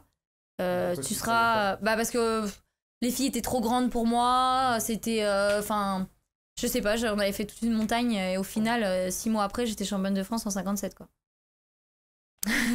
Donc du coup, et moi j'y croyais pas en fait, championne de France junior en 57 kilos. Et du coup, mon entraîneur m'avait dit, tu vois... Je te l'avais dit, quoi. Donc reste là-dedans maintenant, te prends plus la tête. Les croyances limitantes, c'est parfois en fait c'est fou, hein, parce que le pouvoir de ce qui se passe dans ta tête est énorme, tu vois. Le fait de pas croire à un truc, ça peut te faire complètement passer à côté de quelque chose, tu vois. Et du coup, sur ma dernière année au pôle à Bordeaux, donc je faisais exprès, je m'entraînais avec les garçons, je faisais exprès de prendre des filles plus lourdes, plus grandes, tout ça. Parce que je savais qu'en compète, ça allait être plus dur qu'en 52. Et vraiment, je me forçais là-dessus pour ensuite me sentir bien sur les tournois, sur les championnats. Tu te maintenais du coup au poids, c'est un poids que tu maintenais toute l'année, t'avais pas du tout de régime à faire ou fallait quand même si, ouais. Forcément, parce que l'effet yo-yo. Donc, quand je suis passée de 52 à 57, je faisais 59 kilos. À ce moment-là, c'était une année où, au niveau de l'alimentation, je contrôlais plus grand-chose. Ouais. Honnêtement. Je pense que ça développe des mauvais... Ouais. C'est une année où je faisais pas... Ouais, j'étais capable de m'enfiler un McDo et derrière un Subway. Ouais. Ah bon. C'est plus le cas, heureusement, parce que... Mais c'est vrai que, parce que forcément, on se restreint tellement que du coup, on devient un peu dingue. Ça développe des J'ai des troubles, copines qui faisaient bien pire que ça à l'internat. Elles arrivaient avec des McDo, elles en avaient pour 30 ou 40 euros. Je me disais, mais tu as ramené pour toute la chambre ou quoi? Non, c'est juste pour moi. Enfin, c'était... Ouais, mais je pense que ça développe vraiment des puis troubles surtout à du notre âge, en plus, comportement, chez les filles 17, 18 ans, 20 ans, voilà, le corps il se développe, il y a toutes les hormones, tout ça, donc on a tendance à prendre du poids pour un oui, pour un non, contrairement aux garçons où c'est un peu plus stable. Et du coup, c'est hyper dur à gérer pour nous en tant que filles. C'est encore plus dur pour les femmes, souvent les cuttings que pour les hommes. Les hormones, c'est dur de lutter contre les hormones. Donc, il y en a qui font de la rétention d'eau, tout ça. Ouais, voilà, c'est ça, dur, carrément. De toute façon, la plupart. La plupart. Mais après, voilà, il faut apprendre à connaître son corps et tout ça, quoi. Ouais. Alors, c'est des leçons, ça. Ouais. Ça, c'est une leçon, par exemple. Ouais. Ah ouais, non, mais c'est clair qu'il faut... l'avantage, c'est que tu as commencé jeune et que du coup, tu as assez rapidement quand même appris à connaître ton corps. Mais ton corps, après, il a évolué aussi avec le temps. Donc, parfois, tu as des trucs... ça fonctionne, puis d'un seul coup, ton corps, il change et puis ça fonctionne plus, quoi. Exactement. C'est, malheureusement, de toute façon, souvent, on peut pas se dire que une approche fonctionne à un instant T et qu'elle va fonctionner tout le reste de ta vie. Tu vois, que ce soit dans l'entraînement ou dans la nutrition, parce que ton corps, il est en changement constant, tu vois. Puis, je crois que c'est quelque chose comme tous les 7 mois, on a un renouvellement comme complet, cycles, cellulaire, en fait. tu vois. Du coup, tous les 7 mois, c'est presque un nouveau corps que tu as, en quelque sorte, un renouvellement cellulaire constant. Et ouais, ça peut... Enfin, moi, je sais que ça m'est arrivé d'avoir des trucs. Non, ça marche super bien et tout. Et puis, puis, d'un seul coup, ouais, c'est ça. c'est pas ce qui se passe. C'est pour ça qu'il faut toujours faire attention, être régulier, et c'est ce qui est le plus important. Et pas trop dogmatique, quoi. C'est-à-dire se dire... ouais, non, mais c'est ça qu'il faut faire, c'est qu'il faut faire. Ouais, mais parfois, je reste buté là-dessus et au final, ça marche pas. Donc, c'est un peu... Alors, qu'est-ce que tu vois après comme changement à l'INSEP Du coup, je fais 1 an à l'IJ où là, je suis sur l'équipe junior. Donc, du coup, beaucoup de déplacements, beaucoup de stages à l'étranger, tout ça. Donc, je suis sur Paris ma première année, mais voilà, je suis pas souvent là, quoi, entre guillemets. Je suis plus à l'INSEP et tout. Et ensuite, je rentre sur l'INSEP. Donc là, en interne. Du coup, là, j'ai une chambre, Ouais, donc tu redéménages encore. Bon, c'est un moins gros déménagement, mais pas le même endroit. Ouais, mais j'ai l'habitude, je déménage tout le temps. Ça doit pas être facile non plus, quoi. Moi, je suis une pro du déménagement. Je crois que je vais ouvrir une entreprise. Prête à partir à tout moment. Surtout qu'en plus, à chaque fois, c'est soit mon frère, soit mes parents qui me déménagent. Alors, mon frère, là, il en a... Le prochain... Je te promets, je le ferai toute seule. Elle me saoule avec son judo. Carrément, c'est complètement ça, le pauvre. Donc là, je déménage à l'INSEP, donc j'ai ma chambre, j'ai mes cours. Ouais. Donc là, t'as pas encore passé... Si, t'as passé ton bac. Ouais, j'ai passé mon bac à Bordeaux. Ok. Donc, et tu continues des études supérieures j'essaie. Est-ce que c'est une obligation ou pas? Non, là, c'est plus... honnêtement, une fois que t'arrives à Paris, tu fais ce que tu veux un peu. Ouais. Ils te disent pas, genre... ils te disent que c'est mieux quand même, mais en gros, tu fais un peu comme t'as envie. Ouais. Faut dire ce qui est. Ils vont pas être là à te dire « Ah, t'as pas été à l'école, là En fait, l'INSEP, t'as tout sur place. T'as l'internat, le médical, l'entraînement, les cours, tout. Tout dans le même centre. Et des fois, tu vas pas en cours ou je sais pas. Enfin, moi, je faisais des trucs par correspondance. Donc, c'était juste horrible. C'était le mauvais plan, quoi. Donc forcément que j'ai vite décroché. Ouais. Et donc... T'avais voulu faire quoi par J'avais voulu faire une licence, mais parce qu'en fait l'INSEP propose pas tous les cours. En quoi C'était une licence en droit que je voulais faire. Et du coup j'ai dit je laisse tomber, c'est pas possible. Donc je fais combien 2-3 ans à l'INSEP en interne. 2-3 ans, ouais. Donc là, pareil, entraînement tous les jours, vraiment. Cette fois, récupération, sauna. Ouais, là, on a tout à disposition. Sauna, cryothérapie, kiné, massage de récup. C'était dans les premières en France à avoir de la cryothérapie. Ouais, c'est sympa. l'INSEP, Ouais, c'est sympa. C'est à essayer, quoi. Ouais. Je trouve ça bien, surtout qu'on a des bobos et tout. Ça permet de récupérer beaucoup plus vite et... Voilà, fait souvent ou... Ouais, j'en ai fait régulièrement, surtout avant les championnats et tout ça. Ça t'a vraiment aidé, Ouais, je trouve ça pas mal. Et même aussi pour perdre du poids, des fois, si on le fait sur une semaine, une cryo régulièrement tous les jours, il paraît qu'on peut perdre un peu de poids à la fin de la semaine. Donc forcément, moins 110 degrés, tu brûles des calories. Oui, c'est que 3 minutes, mais par contre... Ça peut aller chercher même dans ce qu'ils appellent les graisses brunes, c'est les graisses les plus récalcitrantes. Et quand tu vas dans des températures comme ça... c'est assez impressionnant au début, parce qu'en fait c'est difficile, il faut pas respirer par le nez parce qu'en fait t'as ton nez qui gèle et t'as tes cils tu sens qu'il y a un petit peu de glace qui se fait dessus. J'ai jamais fait de corps entier, moi j'ai fait que celle en cabine où t'as la tête qui dépasse. Ouais, donc ça va pour respirer je pense, mais là vraiment t'as le masque, t'as un truc sur les oreilles et tout ça, et du coup tu peux rester sur place, mais c'est mieux de marcher en fait, donc tu bouges etc, ça te permet de passer le temps. Puis à l'INSEP, ils te mettent la musique à fond là-dedans pour que les 3 minutes passent vite. Mais c'est vrai que les premières secondes, tu passes différentes chambres. T'as des paliers de... Ouais, exactement. Mais les paliers, tu ouvres une porte, tu fermes derrière toi, tu ouvres l'autre, t'es direct à 110. Moins 110, pardon. Sinon, ça va être compliqué. Paradoxalement, je pense que on encaisse moins 110 et on n'encaisserait pas plus 110. Quoi. Non, je crois pas, non. Moi, perso, non. À mon avis, c'est dur. J'avais fait un sauna, je sais pas si c'était l'été d'avant, moi je fais pas souvent de sauna, mais c'est un truc, je sais, qui est hyper bon pour la santé. Et dans l'hôtel où j'étais pendant les vacances, il y en avait un. Et j'étais tout seul, puis je me dis, tiens, c'est le réflexe à la con. Je me dis, oh là, j'ai un peu chaud, je vais humidifier un peu le truc, je vais verser de l'eau sur les pierres, tu vois. Bah justement. Et en fait, il vaut mieux humidifier tout le sauna, les bancs et tout, les murs. Je me suis dit, ça va me mettre un peu de vapeur, ça va me faire du bien. Je fais ça et je vois l'aiguille qui fait. C'était à 85, ça fait 90. Bon, après, je suis resté, je me suis dit, tant pis, assume ta connerie. Horrible. Je m'étais fixé un temps à rester dedans, je suis resté quand même. Et après, j'ai pu recommencer, c'est tout. Je savais que j'en remettrais plus d'eau dessus. Et là, c'est pour la prochaine fois, on met pas d'eau sur les pierres du sauna. Non, c'est clair, Moi, ce que je faisais quand j'étais au régime, que du coup je m'étais bien chaud, j'essayais de me mettre en haut du sauna le temps que je pouvais, le plus possible. Après, je descendais. Puis à la fin, je finissais par terre dans le sauna. Souvent, les gens rentrent, ils disent, mais tu fais quoi, Amélie? Ah non, mais là, j'en peux plus, je suis au bout de ma vie, je suis au régime.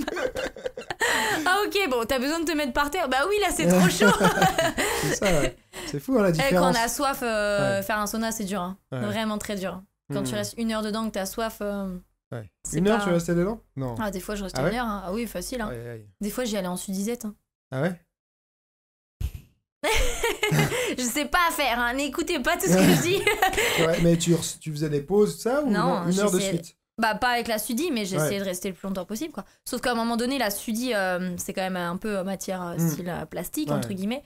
Du coup, t'es obligé de l'enlever parce qu'elle te brûle un peu, quoi. Mais au moins, tu transpires 2 fois plus vite. Quand t'en as marre de courir... Non, mais c'est sûr que c'est un truc passif qui te permet de te déshydrater et tout, donc... mais 1 heure, c'est chaud. Ouais, j'ai des copines, elles regardaient des films. Elles mettaient l'ordinateur derrière la porte, là, puis elles mettaient le film derrière. Pour essayer de passer le temps, parce qu'elles ont tellement marre. Non, là, c'est tendu de rester autant de temps. Ouais. Aïe. Mais bon, à la base, c'est bon pour la santé. 1 heure, je pense pas. Mais non, à la base, franchement, honnêtement, à la base, je sais même pas combien de temps faut rester pour que ça soit bon pour la santé. Parce que moi, quand je vais dans un sauna, c'est pas du tout pour me détendre, quoi. Moi, je ne vais pas dans un sauna en dehors. Enfin, si c'est. Pour le plaisir d'être dans une salle chaude. Si tu fais 10 minutes, un quart d'heure, ça peut rester un plaisir, tu vois. Ouais. Tu fais 1 heure, c'est une souffrance. Exactement. Mais je crois que les bénéfices, je sais plus, faudrait que je regarde. J'avais regardé des études. Il y a, moi, j'écoute souvent beaucoup de podcasts, mais les podcasts américains. Il y a Rhonda Patrick, qui est une chercheuse qui est souvent invitée chez Joe Rogan, qui est mon podcast préféré. Et du coup, elle parle souvent des bienfaits du sauna. Il y a pas mal d'études là-dessus. Et c'est vrai que je crois que c'est... mais ça, par rapport à ce que toi, tu faisais, c'est ridicule. C'est genre 1 demi-heure par semaine. Ah oui, Tu peux faire genre 10 minutes. Là, moi, je faisais 1 heure. Des fois, je faisais 1 heure 2 fois dans la journée. Ouais, ça va. Là, et je rentrais chez moi et puis il fallait pas que je prenne un verre d'eau, quoi. Ouais. Fallait réussir à aller se coucher comme ça. Ah non, moi c'était dur. du pipi de chasse que je faisais à côté. Moi, pendant les vacances, je faisais 10 minutes. J'allais 1 minute dans la piscine et re 10 minutes et un petit peu de piscine. Ouais, là, c'est du bonheur. Là, c'est du bonheur. Mais bon, c'est les vacances. Attends, moi, je faisais ça pour mon plaisir. Je faisais pas ça pour faire le déshydrater ou quoi que ce soit. Non, ouais. Mais moi, d'ailleurs, j'aimerais vraiment, le jour où je déménage, j'arrive à prendre plus grand. Moi, j'aimerais avoir un sauna chez moi, tu vois. Parce que, non, vraiment, ça fait du bien pour la santé. Mais donc, on se dit, mais pas de sauna chez moi. Pour moi, je vois un sauna, c'est de la torture. Mais je pense honnêtement, beaucoup de judokas, enfin beaucoup d'athlètes les boxeurs, karatéka et tout ça, je suis sûre qu'ils pensent comme moi, que le sauna, c'est pas une partie de plaisir. Mais c'est comme tout. Le sport, c'est bon pour la santé jusqu'à un certain point, tu vois. Et tout est une question de dose, en fait. Exactement. Tu peux, le sport de haut niveau, c'est clairement pas bon pour la santé. Pas, non. Non. Mais c'est ça, on le sait aussi. Parce que de toute façon, l'adaptation que ça fait à ton corps, ça oblige ton corps à, justement, je parlais du renouvellement cellulaire, à se renouveler plus vite. Et en fait, ça accélère le vieillissement, quelque part, en fait. Tu vois. Alors, d'un côté, t'es sportif, ça te fait du bien, ton corps, il reste bien, tout ça. Mais quand tu passes de l'autre côté, où t'es en surdose, ça a l'effet inverse. Ouais, et puis tu te blesses beaucoup plus vite. Enfin, après, t'as mal partout pour rien. Prématurément et tout. Exactement. Tu vois, quand tu vois des gens qui, à 25 ans, ils ont plus de cartilage au genou, les trucs comme ça, alors que le corps, il est prévu pour 120 ans. Il y en a qui ont il y a des judokas, ils ont des prothèses des prothèses de hanches et tout. Ils ont même pas 30 piges. Ils ont de l'arthrose, enfin des trucs. Et moi, j'ai pas été du tout sportif de haut niveau, mais je me suis beaucoup entraîné et j'ai eu une opération de la hanche à 25 ans. J'ai plein d'arthrose au niveau cervical et tout ça. Faut savoir doser, quoi. Surtout si c'est pour du plaisir et tout, y a pas besoin d'en faire 30 heures par semaine. C'est pour ça, Bah, moi, aujourd'hui, maintenant, je suis vraiment sur ça, sur la pratique plaisir. Je m'entraîne dur, mais beaucoup moins qu'avant. Et surtout, je m'entraîne pour le plaisir, quoi, tu vois. Ouais, c'est important de... Mais c'est ça que je me demandais, qu'est-ce qui t'a motivé, toi aussi, à justement encaisser tout ça Est-ce que c'est l'amour de la discipline? Est-ce que c'est la quête des résultats à quoi tu te raccroches, en fait, dans les moments difficiles pour encaisser tout, quoi? C'est une question profonde et difficile. Déjà, à la base, j'aime quand même... Enfin, j'aime mon sport, hein, j'aime le judo et tout ça. Mais parce que, à en faire autant, est-ce que tu continues à aimer ça autant? Bah là, à l'heure actuelle, j'ai pas la même vision des choses. Mais c'est vrai que sur le moment, quand j'étais à l'INSEP, etc., voilà, j'adorais ma discipline et tout. Et puis ce qui me motivait, c'était la gagne. La gagne, c'est tout.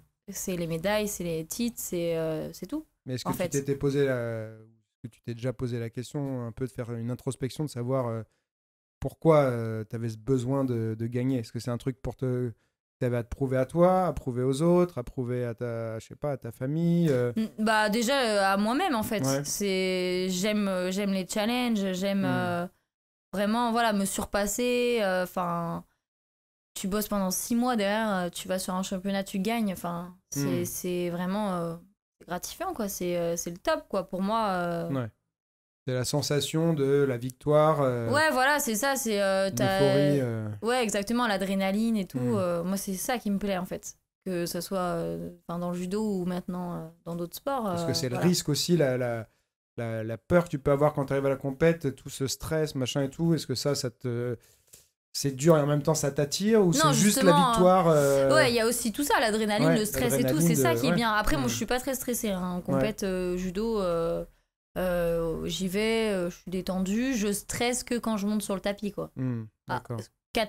5 minutes avant, quand je suis dans on appelle ça les chambres d'appel, là, on doit attendre avant de monter, c'est juste là, sinon c'est-à-dire après... que la nuit d'avant, tu passes une bonne nuit. Ah ouais, grave, des fois j'oublie même que j'ai la compète. Ça m'est déjà arrivé de me réveiller et de dire « Ah mais pourquoi mon réveil sonne si tôt là ?» Et je dis « Oh merde, c'est aujourd'hui !» Et ouais, parce qu'en fait, je regarde pas mon tirage au sort, moi. Je regarde que le... quand j'étais plus jeune... tout ce qui était Pôle France Bordeaux et puis mon arrivée sur Paris au début, les compètes, les pesées n'étaient plus le matin mais ensuite la veille. Donc le tirage au sort se faisait la veille. Donc dès la veille de la compétition, on pouvait savoir quelle combattante on prenait le lendemain. Et au début, je regardais. Ouais. Et puis, je me suis rendu compte qu'en fait, ça me créait du stress pour rien. Et que du coup, ma nuit n'était pas bonne, en fait. Ouais. Je dormais pas sur mes 2 oreilles. Même si c'est compliqué de dormir sur ses c'est une 2 oreilles. expression que je comprends pas trop. À part si on met l'oreiller. Et du coup, j'ai pris l'habitude après de ne plus regarder mon tirage au sort. Ok. Donc vraiment d'y aller, voilà. Le matin, j'arrivais le matin, je m'échauffais. Et puis après l'échauffement, c'est là que j'apprenais qui je prenais. Soit je demandais, soit j'attendais qu'on m'appelle sur le tapis à la dernière minute. Mais au moins, je dormais super bien et j'étais détendue jusqu'au bout, en fait. C'était important pour moi de rester détendue jusqu'au bout parce que sinon, tu perds l'influx nerveux pour rien. Et il n'y avait pas de préparation mentale Si, alors j'étais accompagnée. Quand je suis arrivée sur Paris, j'ai été 3 ans sur le club le RSCC Champigny avec Audrey Larisa et Barbara Harel. Et ensuite, je suis partie 3 ans sur le club de Saint-Genève Sport avec Celso Martins dans le 91. Et du coup, quand j'ai été sur Champigny, oui, j'ai eu de la préparation mentale avec Laurent Mézéguet. D'ailleurs, avec qui j'ai aussi des contacts. Et voilà, que j'ai bossé avec lui il y a pas longtemps, tout ça, il y a 1 ou 2 ans encore. Et c'était top, quoi. Vraiment, moi, ça a été très, très bénéfique. Je sais que pour certains athlètes, ça apporte pas grand-chose, mais en tout cas, pour moi, ça a été hyper efficace. Ça m'a permis de travailler vraiment différemment. Par exemple, quand j'avais des périodes de blessures, on travaillait, par exemple, sur la vision, l'image, etc. Et du coup, ça me permettait de faire comme si j'étais encore sur le tapis à m'entraîner. Et faire de la répétition de mouvements, etc. Et c'était vraiment... ça fonctionnait super bien. Même sur mon agressivité, ça avait vraiment développé pas mal de trucs. Ouais, mais c'est hyper puissant. Hein. Et il y a aussi l'aspect, parfois, préparation mentale. Justement, tu parlais de blessures. Revenir après une blessure, on peut garder une appréhension. Exactement. Si on se retrouve dans la configuration, on s'est blessé, ça peut créer des doutes ou des appréhensions et tout. Toi, t'as déjà vécu ça ou... Ouais. Il y a 2 ans, là, je me suis fait opérer de la cheville. Donc, pas celle où j'étais embêtée tout le temps, l'autre. Comme quoi. Quand on a une faiblesse quelque part, on a une faiblesse pour toujours, je crois. Et du coup, c'est vrai que j'ai été blessée. Quand je suis revenue, c'était un peu la panique, quoi. J'ai été obligée d'apprendre à marcher en plus, chez le kiné et tout, parce que j'ai été 2 mois quasiment dans le plâtre. Donc j'avais perdu complètement la souplesse et tout ça, et j'ai été obligée de faire un gros travail là-dessus pour avoir confiance à nouveau. Ouais, ça, c'est vrai que c'est les périodes de blessures et tout, il y en a qui Moi, j'ai eu une seule opération, et honnêtement, c'est dur. Honnêtement, c'est super dur. T'as une interruption de combien de temps? 2 mois de plâtre, mais après je me suis blessée fin octobre. C'est quoi comme blessure exactement? Je me suis arraché le ligament tibiofibulaire qui tient les tibias et péronés. Donc en fait, quand je posais le pied, j'avais mes 2 os qui s'écartaient.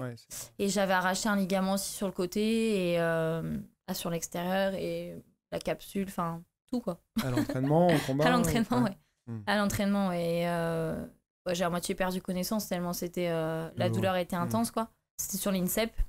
Et du coup, derrière, j'ai été opérée dans la semaine qui a suivi parce qu'il fallait pas traîner. Et j'ai repris, je pense, la compète, c'était au mois d'avril, un truc comme ça. Ça faisait... Octobre, avril. Pas mal de... Dur. C'était le début de l'Olympiade en plus, donc du coup, compliqué, quoi. T'as réussi à revenir au niveau pareil ou du coup...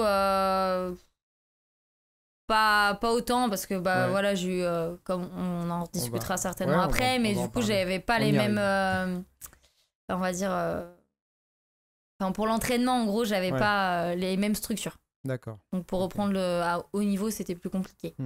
Ok. Donc là justement on va aborder le sujet qui fâche. Sujet que donc moi moi ça me fâche plus hein. Moi c'est bon hein. On va dire le sujet à controverse. Voilà. T'as quitté la fédération de judo. Exactement, depuis le mois de mars. Ok. Tu l'as quitté ou t'as été poussé à la porte? Alors j'ai été poussée à la porte et du coup je lui dis bon ciao. Okay. Qu'est-ce qui s'est passé? Alors du coup, en fait, j'ai fait mes années juniors à Bordeaux, à Paris, etc. Donc j'étais à l'INSEP en tant qu'interne pendant 2-3 ans. Ensuite, on passe au statut externe. Donc j'avais un logement et je faisais des allers-retours, etc. sur l'INSEP. Et du coup, ensuite, on m'a passé au statut externe. Okay. Donc en fait, du coup, j'avais plus de préparation physique sur l'INSEP ni rien. Je devais faire ça avec mon club. Ça se décide comment de passer en statut externe? C'est arbitraire? C'est les entraîneurs qui décident en fonction de tes résultats. Donc c'est plutôt une sanction un peu. Ouais, c'est une sanction, mais je veux dire, il y en a qui sont dans le groupe INSEP et qui n'ont jamais fait de médaille. Voilà quoi, tu vois. Non, mais c'est juste pour qu'on comprenne. C'est parce un que petit peu. Quelqu'un qui sait pas, on va se dire, ok. On l'a passé en externe, ça peut être une question d'âge, ça peut être une question. Alors moi, on m'a dit qu'on passait en externe parce que j'habitais trop loin. Okay. Donc, parce qu'à ce moment-là, je n'étais plus sur le club de Champigny, j'étais partie sur le club de Sainte-Geneviève-des-Bois dans le 91, du coup, qui est un gros club de haut niveau sur la région parisienne. Et du coup, moi, j'avais eu un logement avec mon club, etc. Donc sur Sainte-Geneviève-des-Bois. Donc c'est vrai qu'effectivement, ça faisait loin. Mais je faisais la route avec mon coach, le matin on partait, on revenait le soir, on s'arrangeait avec d'autres athlètes de mon club qui eux aussi s'entraînaient sur l'INSEP. Donc moi je comprenais pas trop le fait qu'on me vire parce que en gros t'habites trop loin quoi. Enfin depuis quand une situation géographique c'est mon problème en fait. Si je me tape 1 heure de voiture c'est mon problème. Donc déjà bon j'avais rien dit. J'avais dit ok c'est pas grave je passe en externe, je viendrai quand même m'entraîner. Bah c'était je sais plus trop exactement il y a 2-3 ans maintenant. Donc j'ai fait comme ça du coup 1 an où je me suis entraînée en externe et du coup je me suis blessée en octobre juste à 3 semaines des championnats de France, donc qui est le championnat important pour les judokas parce que si tu fais ta médaille au championnat de France, derrière t'as le tournoi de Paris, le Grand Chelem de Paris-Bercy en février et derrière t'as les sorties internationales suivi des championnats d'Europe, championnats du monde, etc. Donc c'est vraiment le championnat de France, c'est important. T'es blessée dans ton club de Champigny ou Non, je me suis blessée à l'INSEP à l'entraînement. Je me souviendrai, un jeudi matin. Je m'étais entraînée tard la veille, donc je pense qu'il y avait eu un peu de fatigue. Pourtant, je me sentais bien sur l'entraînement. Et en fait, il y a une des filles de ma caté, donc qui est une concurrente, qui me fait une attaque sur ma jambe droite. Et en fait, mon pied reste bloqué dans le tapis, mais je pars. Je tombe vraiment à l'inverse de là où est ma cheville. Et elle me retombe dessus, en fait. Et du coup, je sens mais vraiment un truc qui lâche dans ma cheville, mais impressionnant. Et du coup, en fait, je me mets à hurler, je perds à moitié connaissance, je recrie parce que c'était vraiment intense, quoi, comme douleur. Que là, tu t'es blessé là, carrément. Là, tout de suite. Et tout puis, je sais pas, ah ouais, tout, carrément. Déjà, genre, parce qu'en plus, j'étais, on va dire... je venais d'être passée en statut d'externe, donc j'avais vraiment tout à prouver, j'avais vraiment envie d'aller sur ce championnat de France qui arrivait et d'aller décrocher une médaille, parce que pour moi c'était important de prouver que j'existe toujours et que je suis toujours là en fait. Donc je me blesse, je me fais opérer dans la foulée, tout ça. L'opération se passe bien, on me pose une vis dans le tibia et péroné pour tenir du coup les 2 os, on raccroche les ligaments, etc. Il faut retirer après, non? Exactement, donc je me fais réopérer en janvier, le lendemain du Nouvel An. Je n'ai pas fait le Nouvel An, moi. J'étais dans le plâtre, c'était génial. Bonne année. Bonne année, carrément. En plus, je pouvais même pas boire une coupe de champagne parce que avec l'opération le lendemain, l'anesthésie et tout, c'était pas possible. Donc c'était génial. Le meilleur Nouvel An. Et, franchement, le meilleur Nouvel An de ma vie.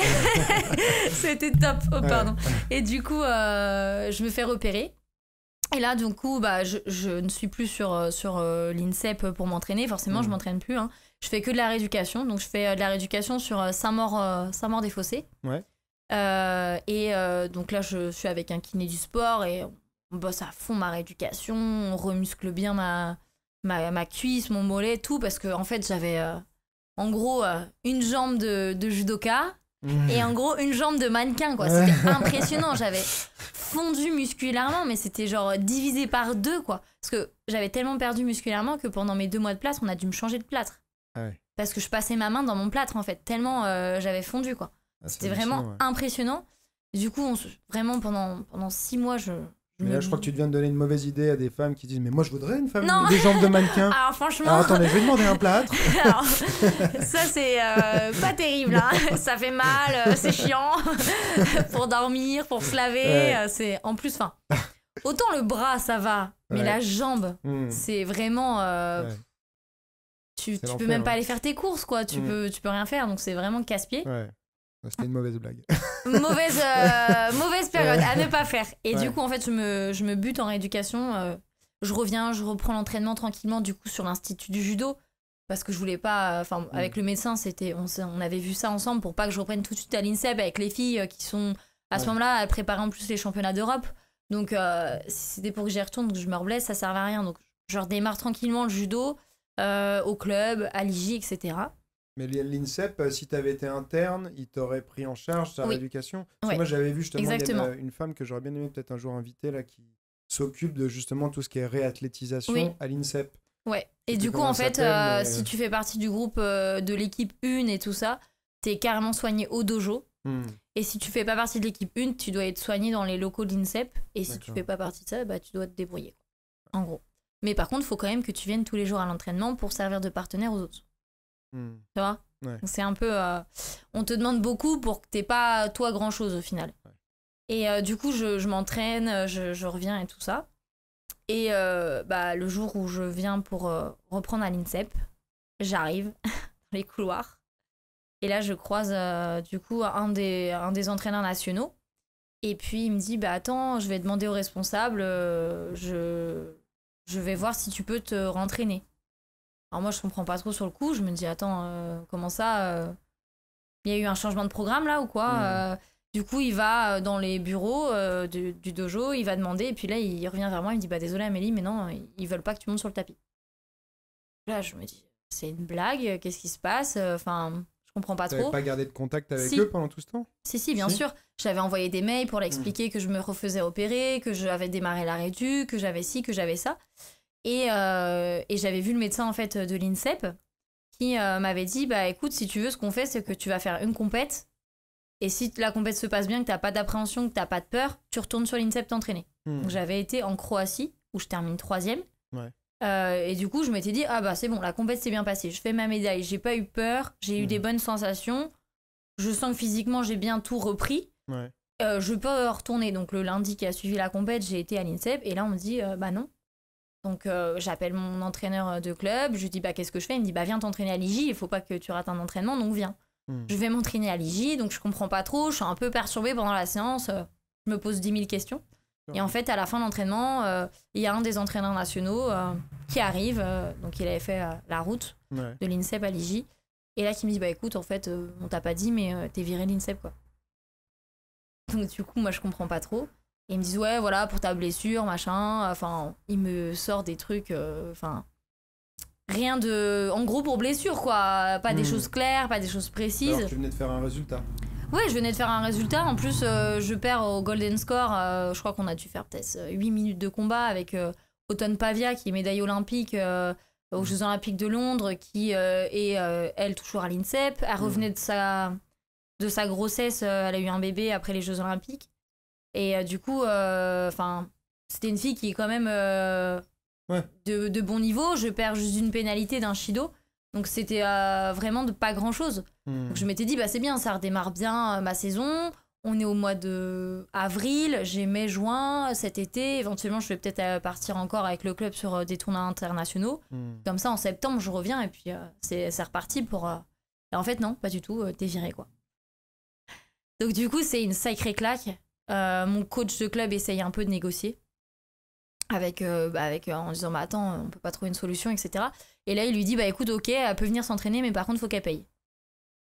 Donc parce qu'en fait il y a beaucoup d'athlètes à l'INSEP, beaucoup de judokas, surtout pour la fédé de judo, qui s'entraînent à l'INSEP mais payent pour aller s'entraîner. D'accord. Et les filles et les garçons payent pour servir de partenaire en gros à l'équipe 1. Ouais. Donc c'est un peu délicat, et du coup moi je dis à mon entraîneur non, moi je vais pas payer pour aller servir en gros de viande aux filles qui préparent les Europes. Que grosso modo, quand tu es dans cette situation-là, tu n'as quasiment aucune chance. En fait, une fois que si tu es une CEP groupe junior ou équipe une senior, tout va bien pour toi. Hein. Tout va bien, tu as tout ce qu'il faut, tu as tes entraîneurs qui sont là, tu as des séances techniques pour toi, tu as tes kinés, tu as tout. Par contre, quand tu commences à te passer externe, ça commence à... On t'envoie un petit message pour te dire... Ouais, en gros, toi, on croit plus trop à ton projet, quoi. En gros, c'est ça. Mais par contre, on a encore besoin de toi parce que le judo, c'est un sport où il faut être avec un partenaire pour combattre, pour progresser. Donc, ils peuvent pas non plus virer tout le monde, quoi. Ils ont besoin de garder... voilà. De viande, comme tu dis. Exactement. Et du coup, mon entraîneur me dit « T'inquiète, Amélie, moi, je vais voir, je vais gérer... je te prends ton truc et tout. Je dis non, moi je m'en fous, j'ai pas envie que tu payes et tout pour moi, quoi. Il me dit si, vas-y, t'y vas la semaine prochaine, tu fais 1 ou 2 séances. Donc je fais un entraînement, donc j'arrive pas forcément ravie, forcément. En gros, tu te fais dégager et puis toi t'es là à insister. Je suis toujours là en fait. Moi je suis pas trop... Voilà, je suis pas un mouton à suivre le groupe, à être dans un moule et puis à devoir fermer sa bouche pour parler correctement. Ouais. Et du coup, je vais à l'entraînement, première séance, je vois que les entraîneurs, ils snobent un peu, ils font pas trop attention ni rien. Et puis, 2e ou 3e entraînement à l'INSEP, c'est des exemples tout bêtes, hein, mais genre je suis en combat, on vient, on prend ma partenaire, on me dit bah non, toi fais avec elle, et puis moi je me retrouve sans rien. En gros, mon entraîneur de club, il paye pour que je m'entraîne. Au final, je peux pas m'entraîner parce qu'on vient me prendre mes partenaires. Je dis ciao, je vais plus m'entraîner à l'INSEP. Donc j'ai continué à m'entraîner sur l'IJ et le club. Et à ce moment-là, j'avais toujours mon projet olympique parce qu'à la base, moi, c'est les Jeux Olympiques qui me font rêver depuis que j'ai commencé le judo. Hein. C'était vraiment aussi pour ça que j'ai voulu intégrer les structures Pôle Espoir, Pôle France, tout ça. Parce que vraiment, j'avais envie de faire les Jeux. C'est le Saint Graal, quoi. Exactement. Et du coup, je m'étais dit, continue de t'entraîner avec ton club. Je me faisais mes prépas toute seule, j'allais à la muscu et tout. Et j'ai eu l'idée qui a commencé à me venir en tête de changer de nationalité pour combattre pour les Jeux pour un autre pays. Okay. Donc là, j'ai pris contact avec une fédération. Avec quel pays ? Avec l'Azerbaïdjan. Okay. Donc une fédération qui actuellement monte en puissance. Ils ont déjà une bonne équipe garçons. Et ils ont recruté beaucoup d'étrangères pour créer une équipe filles. C'est pour ça que tu les as contactés, eux, ouais. Ouais, parce que je savais qu'ils avaient... Non, pas du tout, absolument pas. Hein, parce que je savais qu'ils avaient un groupe qui mettait en place pour les Jeux Olympiques. Parce qu'il faut savoir que pour les Jeux Olympiques de Tokyo, il va avoir la compétition individuelle. Donc féminin, masculin, par catégorie de poids. Et il va avoir une compétition par équipe, mixte. D'accord. Donc il y aura 3 garçons, 3 filles. Okay. Donc les pays comme l'Azerbaïdjan qui n'ont pas de filles, forcément, ils essayent actuellement d'aller chercher... exactement. Donc du coup, l'idée a commencé à me venir en tête. Donc je les ai contactés, j'ai envoyé un mail tout simplement, en me présentant, en expliquant mon projet sportif. Et tout de suite, eux, ils étaient emballés. Ils m'ont dit, ok, viens, la semaine prochaine. Ça a été hyper rapide. Je me suis dit, c'est super. Hein. En plus, on était à quelques semaines des championnats du monde. Donc je me suis dit, c'est top. Et, Est-ce que ça impliquait que tu ailles vivre là-bas ou... Alors, ils me laissaient le choix. Donc en fait, je devais faire tous les déplacements avec eux en compétition et en stage. Donc je devais partir avec leur groupe. Mais par contre, si je souhaitais rester m'entraîner sur Paris avec mon club et mon entraîneur de club, tout ça, il n'y avait aucun souci pour eux, quoi. Là, pour le frangin, c'était un peu plus dur le déménagement. Là, c'est clair. Hein. Alors là, je suis pas sûre qu'il serait venu. Hein. Et du coup, donc ça, c'était vraiment l'idéal. En plus, j'étais rémunérée. J'avais, si on faisait des médailles, il y avait quand même des belles primes sympathiques. En France, quoi. Tu touches des primes ou pas ? Alors en France, moi, j'étais rémunérée par mon club. Ouais. Mais après, par ton club, pas par l'INSEP. Non. Après, si vraiment on fait des médailles, championnat d'Europe senior, championnat du monde, etc., là, il y a des primes. Mais c'est la Fédé. Okay. C'est pas non plus des sommes astronomiques comme d'autres sports, quoi. Ouais. Mais du coup, là, ça me permettait vraiment de me lancer dans mon projet olympique à fond, de rester en France, pas trop loin de ma famille, toujours avec mon club. Donc, c'était super. Et en fait, j'ai fait la demande de changer de nationalité. Et puis, qui m'a été refusée. Donc en fait, si tu veux, mon coach s'est présenté à la fédération en disant écoutez, est-ce qu'elle peut partir ? Et on m'a dit oui. En fait, on lui a dit oui, mais que verbalement. Donc moi, j'ai vite appelé la fédération azérie. Je leur ai dit, bah, c'est bon, je peux venir la semaine prochaine. Est-ce qu'on réserve les billets, etc. Donc les mecs, super emballés. Oui, on réserve ton billet, on prépare ton équipement, ton kimono, on se lance dans la démarche du passeport, etc. J'étais super ravie. Et la veille de partir, coup de téléphone de mon coach. Oui, allô Amélie. Il y a la fédé qui vient de m'appeler. Finalement, ils ont changé d'avis. Tu peux pas partir demain en Azerbaïdjan, tu peux pas aller à Bakou. Ils font une réunion fin septembre pour décider de ton cas, quoi. En gros, est-ce qu'on te bloque, est-ce qu'on te bloque pas? Mais pourquoi? Parce que normalement, la nationalité, ça n'a rien à voir avec une fédération. Et parce qu'en fait, quand on est athlète de haut niveau, qu'on est en équipe de France, si on a représenté le pays sur un championnat officiel ou un tournoi international, la fédé a le droit de bloquer l'athlète pendant 3 ans. C'est dans la charte olympique, malheureusement. Et c'est pour toutes les disciplines pareil. Ouais, ça c'est un peu... c'est dommage, quoi. C'est vraiment dommage. Et du coup, en fait, donc là, c'est une deuxième claque, on va dire. Donc je patiente tout le mois de septembre, je continue de m'entraîner. Alors des fois, je suis super motivée parce que je me dis c'est génial, ce projet peut changer ma vie. Et puis d'autres jours où je suis là un peu le moral à zéro parce que je me dis mais ils vont jamais me laisser partir. Donc la réunion se fait fin septembre. Donc là, la réunion se fait, mais pas de nouvelles, forcément. J'attends peut-être une semaine ou deux avant d'avoir une lettre. Et la lettre qui me dit que je suis bloquée jusqu'à février 2020. Donc, je me dis, bon, février 2020, les Jeux Olympiques sont que sur l'été 2020.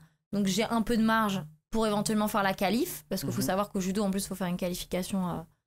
Faut être sur la ranking list, etc. Je me dis, bon, continue de t'entraîner à fond. Qui ne tente rien à rien. Voilà, donne-toi à fond. L'Azerbaïdjan était OK pour patienter, etc.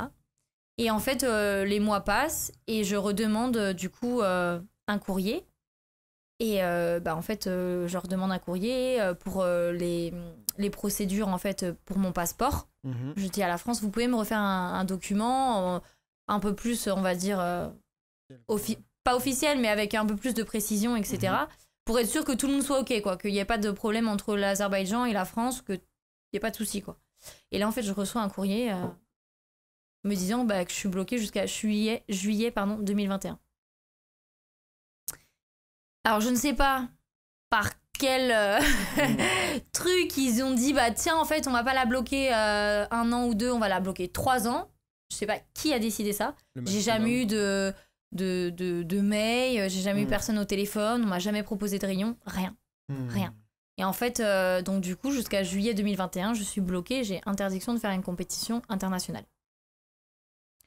Donc ça, c'était en mars, là, 2019. Et du coup, ce qui est drôle, c'est que ce jour-là, je partais faire une compétition en France, parce que j'avais le droit, en fait, de faire que des petits tournois nationaux. Que ça. Et je partais, je me souviens, je venais d'ouvrir la boîte aux lettres et j'avais mon sac de compète sur le dos et j'ai ouvert et j'ai dit c'est terminé. J'ai fait demi-tour, je suis rentrée chez moi, j'ai appelé mon coach, j'ai dit c'est bon, j'arrête, quoi. Parce que ça faisait des mois que j'avais le doute, c'est déjà difficile d'attendre plus d'1 an, d'attendre 1 an et demi avant de reprendre la compétition. On se dit est-ce que mon niveau sera toujours le même qu'avant? Est-ce que je vais réussir à me qualifier en peu de temps? Est-ce que si, est-ce que ça? Et puis le fait qu'on me dise non, en fait t'es bloqué jusqu'à 2021, les Jeux seront passés, et pour moi il n'y avait plus aucun intérêt à continuer, quoi. Et donc à l'heure actuelle, je sais toujours pas pour quelles raisons ils ont pris cette décision. Voilà, je pense qu'ils veulent que je serve d'exemple pour les autres athlètes qui souhaitent partir, parce que ce qui est frustrant pour moi, c'est qu'il y a d'autres athlètes français qui ont pu partir, mais pas moi. Donc, c'est vrai que alors moi je suis pas du tout dans l'univers du judo, mais la rumeur a toujours été que le judo c'est comme une fédération qui veut faut l'écouter, tu suis ou tu te barres, tu vois. Exactement. En fait, il y a tellement de monde que si t'écoutes pas, mais c'est pas grave, il y en aura 5 après toi, en fait, donc ils s'en fichent un peu. C'est ça. Après, par contre, si tu deviens médaillé, que t'as un superbe palmarès, après, tu fais un peu pas ce que tu veux, mais je veux dire, t'as plus les cartes en main, quoi, pour décider de ta carrière, de comment telle compète tu vas faire, telle compète tu vas pas faire, etc. Mais c'est vrai que dans la fédé de judo, il y a beaucoup de choses à revoir. Mais alors moi, la rumeur depuis tellement d'années, c'est que le judo est quand même aussi, enfin pas à l'origine, mais en tout cas une des forces qui a essayé d'empêcher le MMA d'être légalisé en Ah France. bah oui, parce qu'ils vont perdre beaucoup de judokas. Hein. Ouais. Quand le MMA va arriver en France, va être légalisé, je pense qu'il y a beaucoup de judokas qui vont partir à... Et ce côté interdiction d'aller, voilà, justement, de sortir de la fédération de judo pour faire quelques formes de compétition que ce soit. Je sais que si par exemple en complément du judo quelqu'un va s'entraîner un peu à faire du MMA, ça va pas être très bien vu quoi. Ouais. C'est un truc qu'il vaut mieux éviter quand t'es sur l'INSEP. Voilà, ils vont pas te le dire directement, mais voilà, ils vont pas apprécier. Maintenant, moins parce que bon, ils ont l'air d'être d'un coup ouverts d'esprit à accueillir le MMA en France, mais bizarrement. Mais il y a quelques années, oui, tu valait mieux éviter de faire des trucs comme ça. Ouais. Quoi. Là, ils retournent un peu leur veste. Ils ont vu que ça allait enfin, certainement, c'est que les suppositions, ils ont vu que ça allait se faire, que ça allait être légalisé, bon bah autant essayer de bah oui, et puis voilà, exactement, il vaut mieux que ça soit... beaucoup de gens dans le milieu. Ah bah carrément, c'est normal. Hein. Alors qu'ils ont œuvré pour que ça se fasse pas, maintenant ils... Bah en fait, si ça leur revient à eux, ça va aller. Ouais. Mais si ça revient à une autre fédé, ils vont être moins contents en fait. Ouais. Mais quelque part, ça doit pas leur revenir quoi. Tu récupères pas un truc moi j'espère pas. Ouais. Moi j'espère pas. Donc toi t'as clairement t'as quitté du coup la fédération. Du coup j'ai arrêté ma carrière au mois de mars. Donc à la suite où j'ai reçu ce courrier, ça devait être vers le 20-23 mars, un truc comme ça. Donc du coup j'ai une page athlète sur Facebook. Donc j'ai posté du coup j'ai un peu tout expliqué. Des choses qui se sont passées durant ma carrière junior, senior. J'ai un petit peu vidé mon sac. Ça a un petit peu fait réagir beaucoup de gens d'ailleurs. Ceux qui m'ont écrit, qui m'ont mis des messages super sympas, je les remercie. Je les ai déjà remerciés, mais je le refais parce que vraiment c'est sympa de leur part. Il y a des athlètes de tout sport qui m'ont écrit, il y a des gens à l'autre bout du monde. Enfin, ça a été vraiment surprenant, je m'attendais pas du tout à ça. J'ai mis beaucoup de temps à répondre aux gens, j'ai dû mettre 2-3 semaines parce que j'ai reçu beaucoup de messages, mais je l'ai fait. Mais j'ai pris le temps de le faire, mais en tout cas je les remercie parce que c'est sympa, ça m'a fait du bien. À cette période, j'avais besoin d'être soutenue, c'était pas facile. Et du coup de voir que finalement j'étais pas seule, que ce problème-là était aussi pour d'autres athlètes dans d'autres fédérations. Je me suis dit ça m'a un peu rassurée, et c'est à ce moment-là que du coup j'ai été contactée pour essayer de me lancer dans un nouveau projet sportif. Du MMA. Exactement. L'ennemi juré du judo. Ah là là là là. Le judo n'a pas été sympa avec moi, alors forcément... C'est normal, hein. C'est normal, c'est de bonne guerre. Puis j'avais l'idée en tête depuis quelques temps. Il y avait Morgane Ribou, championne du monde de judo, avec qui j'ai été en plus au club à Champigny-sur-Marne, qui du coup elle aussi a arrêté sa carrière de judo il y a quelques temps déjà, mais maintenant elle fait du MMA. Et c'est vrai que quand je l'ai vue passer dans ce sport-là, moi qui étais toujours au judo, je m'étais dit c'est génial quoi. Enfin, faut avoir le culot de le faire, c'est top, elle a l'air de s'éclater.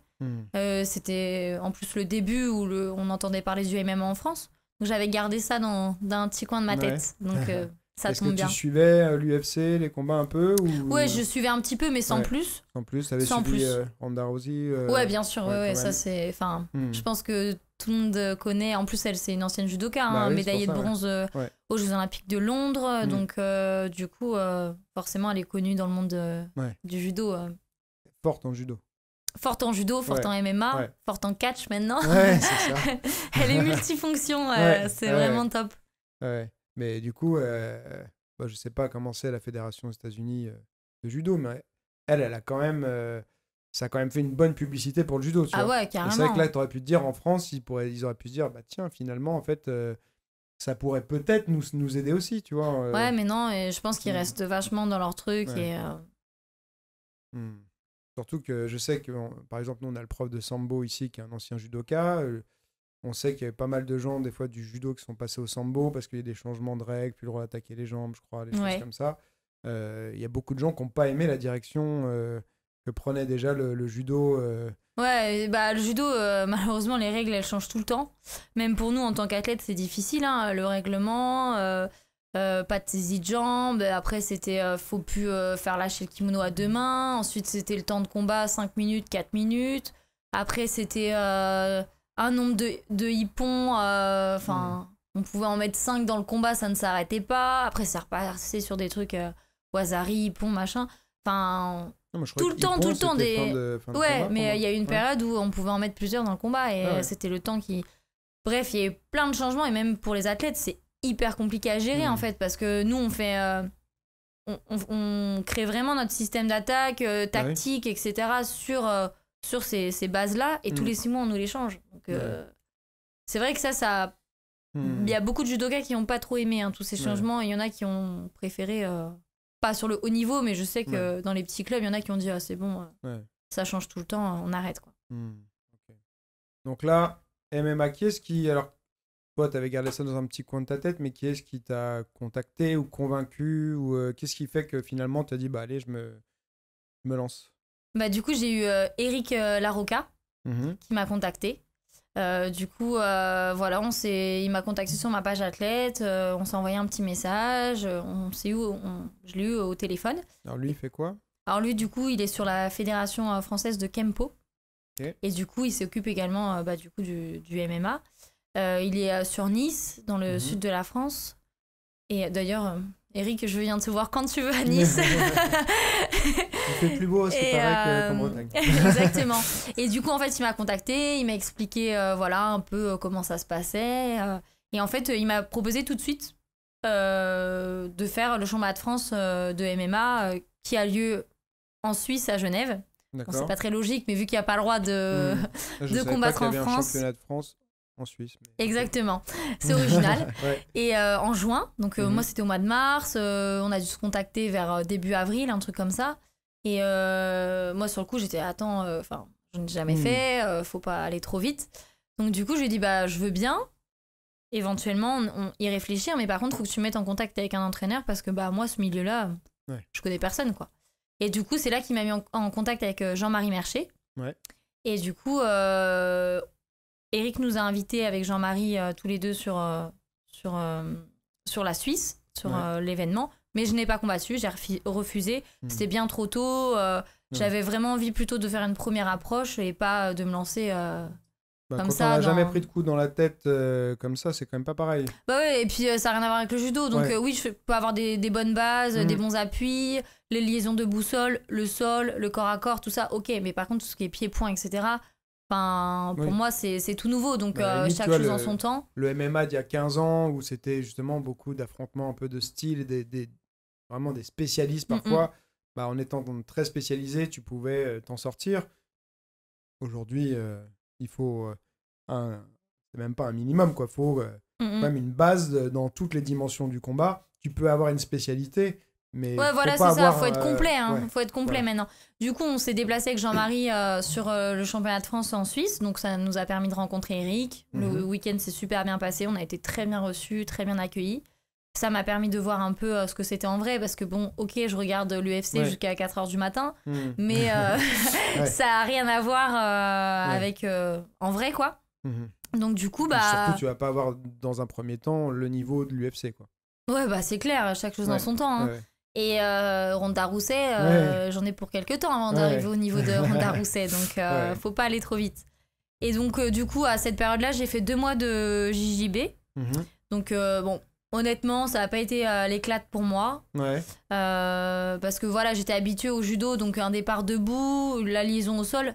Là, le JJB, de partir directement au sol, pour moi, c'était un peu perturbant, c'était un peu difficile. Et puis, faut dire ce qu'il y a, le niveau des garçons qui font du jiu-jitsu et du judo, c'est pas le même au sol. Ils sont bien plus. Ils sont bien plus. Dans le judo, surtout le judo de compétition. C'est vraiment. Nous, au judo, c'est vraiment les trucs basiques, quoi. Parce qu'on n'a pas des experts au sol comme on peut retrouver au jiu-jitsu, quoi. C'est impressionnant. Donc, j'ai fait 2 mois comme ça à haute tension avec Edipo Fernandez. À nouveau à te refaire maltraiter, je suppose, du coup. Non. Bon, ça a été, les garçons étaient pas trop, étaient pas trop méchants. Tu tapais pas toutes les 15 secondes. Non, ça va. J'essayais de pas me laisser faire quand même. Hein. Bah oui. Surtout qu'en plus, ils savaient que j'arrivais de l'INSEP et tout ça, donc ils se disaient, bon, faut pas non plus. Et donc voilà, j'ai fait ça. Et puis après, du coup, cet été, je suis repartie sur la région Bretagne, parce que ma famille est là-bas, et où j'ai travaillé, etc. Et donc où j'ai démarré l'entraînement avec Yovan. Ok. Alors, donc Yovan Delorme, qu'il faut préciser. Donc au Fitness Gym à Rennes. Donc j'ai bossé cet été pendant 2 mois avec lui. Donc vraiment, ça a été super top. Il m'a vraiment... voilà, il est très pédagogue. Il m'a vraiment redonné plaisir à l'entraînement. Chose que j'avais un peu perdue au judo. Parce qu'il faut être honnête. Parce que voilà, avec ces galères de problèmes avec la fédé, cette blessure, on revient, on n'a pas les mêmes sensations. Ce problème de nationalité, une fois on est motivé, une fois on ne l'est plus. Et là, vraiment, j'ai repris goût à l'entraînement. Je suis vraiment contente, quoi. J'ai l'impression de découvrir un nouveau sport avec des yeux de petite fille, vraiment de m'éclater, quoi. C'est revigorant parce que le judo, même si t'étais dans le perfectionnement en fait, mais tu vois, tu vas pas faire des progrès énormes. Exactement. Alors, et puis le judo, ça reste quand même, tu restes quand même vachement dans ton système d'attaque. Tu développes autour, contrairement au MMA où un jour tu vas faire du JJB, un jour tu vas pouvoir faire de la lutte, un jour tu vas pouvoir faire du pied. Enfin, c'est quelque chose qui est hyper complet et chaque entraînement peut être différent. Donc ça, c'est vraiment cool parce qu'à l'INSEP, au judo, faut dire ce qui est, les entraînements, je pense qu'on est capable de les faire sans entraîneur parce qu'ils font toujours la même chose, quoi. Tu refais tes gammes. Et puis ils varient pas, quoi. Parfois on se retrouve sur des stages l'été de 10 jours là quand on prépare les filles au championnat d'Europe, au championnat du monde, pardon. Enfin, nous en tant que partenaire, on sait déjà qu'est-ce qu'ils vont nous demander de faire parce que c'est toujours la même chose. Ouais, ça retire quand même le plaisir de la pratique. Au bout d'un moment ça commence à être un peu casse-pied et puis surtout à partir du moment où vraiment tu sens que tu as le statut de partenaire, genre de viande, de vraiment t'es mise de côté, c'est dur, quoi. C'est dur, tu t'as plus le même envie, quoi. T'es pas valorisé. Tu te sens plus t'es plus autant à l'aise sur le tapis, c'est vraiment particulier, quoi. Comme ambiance, tu sens que ça change. Donc ça, c'est plus agréable et là, je suis vraiment contente de retrouver du plaisir à l'entraînement, d'aller à la salle... de découvrir de nouvelles personnes, un nouveau sport, c'est vraiment top, quoi.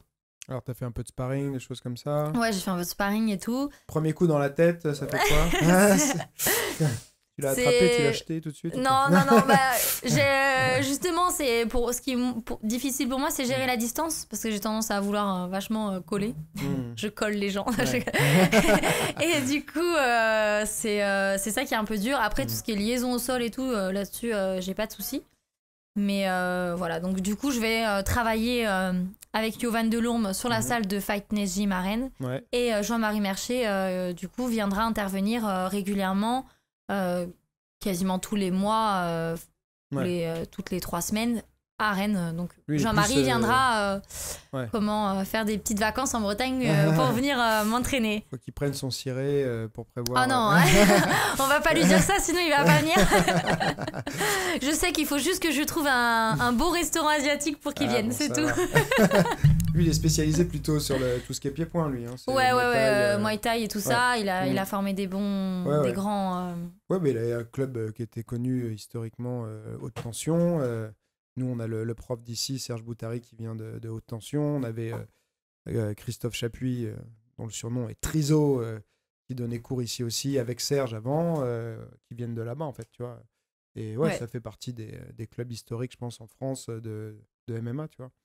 Donc c'est bien. Moi, c'est vrai que c'est un milieu que je découvre, hein, donc je connais pas encore tout le monde. Tu vas apprendre à connaître. Voilà, je préfère être honnête. Des fois, c'est vrai que les gens me disent « Ah, tu connais telle personne ?» Bah non, pas encore, quoi. Enfin, donc, c'est normal, c'est tout nouveau. Et puis, quand t'es sur du haut niveau, comme ça, t'es souvent obligé d'être tu vis dans ton univers. Oui, et puis en plus, faut dire ce qu'il y a, le haut niveau, c'est quand même un petit monde, hein. Tout le monde se connaît au final.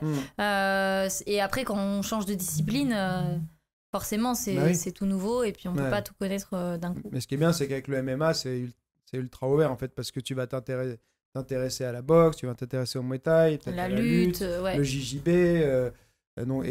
Tu vas avoir les pratiquants de MMA, mais les pratiquants de tous les sports qui constituent en quelque sorte le MMA aussi, tu vois. Donc, Exactement. Tu vas découvrir plein de choses, ouais. Et c'est vrai que le MMA, pour le coup, tu peux pratiquer, je pense, toute une vie, tu n'auras jamais tout vu, quoi. Ouais, ah bah carrément. Bah après, c'est comme le judo, hein, vraiment. Le judo, on peut faire plein de choses, mais à haut niveau, il faut quand même rester toujours dans son truc assez basique. Et là, je suis ravie de démarrer cette nouvelle aventure. J'ai des nouveaux projets qui arrivent prochainement. Bon, là, je vais pas annoncer tout de suite, mais voilà, c'est pour bientôt, pour la fin d'année 2019. Et du coup, voilà, on se prépare petit à petit. Donc, j'ai Yovan à mes côtés, avec sa fille Lily. Lily, ouais. Exactement, avec qui je bosse beaucoup. Il y a des filles à la salle, Estelle, tout ça. Elle fait ton poids à peu près Lily, elle fait à peu près mon poids, ouais. Elle est un petit peu plus lourde que moi, mais vraiment léger. Donc ça, c'est cool. Et puis, j'ai pas mal de partenaires filles qui viennent et qui sont motivées aussi à s'entraîner avec moi, à me faire progresser. Elles savent que j'ai des événements bientôt et que c'est super, quoi, vraiment. Donc c'est pour ça que voilà, c'est important pour moi d'être sereine. Je suis auprès de ma famille. Pour un combattant, c'est quand même important aussi que mentalement, on soit bien. Pour pouvoir s'entraîner dur, faut être bien dans sa tête. Et puis du coup, Jean-Marie viendra régulièrement. Donc, là, à l'heure actuelle, je squatte chez lui. Désolé, JM. Mais c'est qu'il est sympa. Il croit en ton potentiel, sans doute. Ouais, honnêtement, en fait, quand je l'ai rencontré, on a mangé ensemble plusieurs fois, on s'est vu plusieurs fois, on est parti en Suisse, on s'est contacté tout cet été. Tout cet été, j'ai tenu au courant des entraînements que je faisais avec Yovan, etc. Je lui ai dit comment ça se passait, comment je me sentais. Et voilà, j'ai vraiment une très bonne relation avec lui. Et puis, dès le début, je lui ai dit, écoute, faut qu'on soit honnête. Moi, j'aime bien que les choses soient dites, même si parfois, c'est pas forcément des choses bien à entendre. Mais dis-moi si clairement, tu crois pas à mon projet et que tu penses que ça va pas fonctionner. Et en fait, tout de suite, il m'a dit non, je pense que tu as les moyens, tu te donnes les moyens. Et voilà, je vois que tu es professionnel dans ce que tu fais. J'aime bien que les choses soient quand même carrées, quoi, que voilà, on met un truc en place, il faut le faire à fond.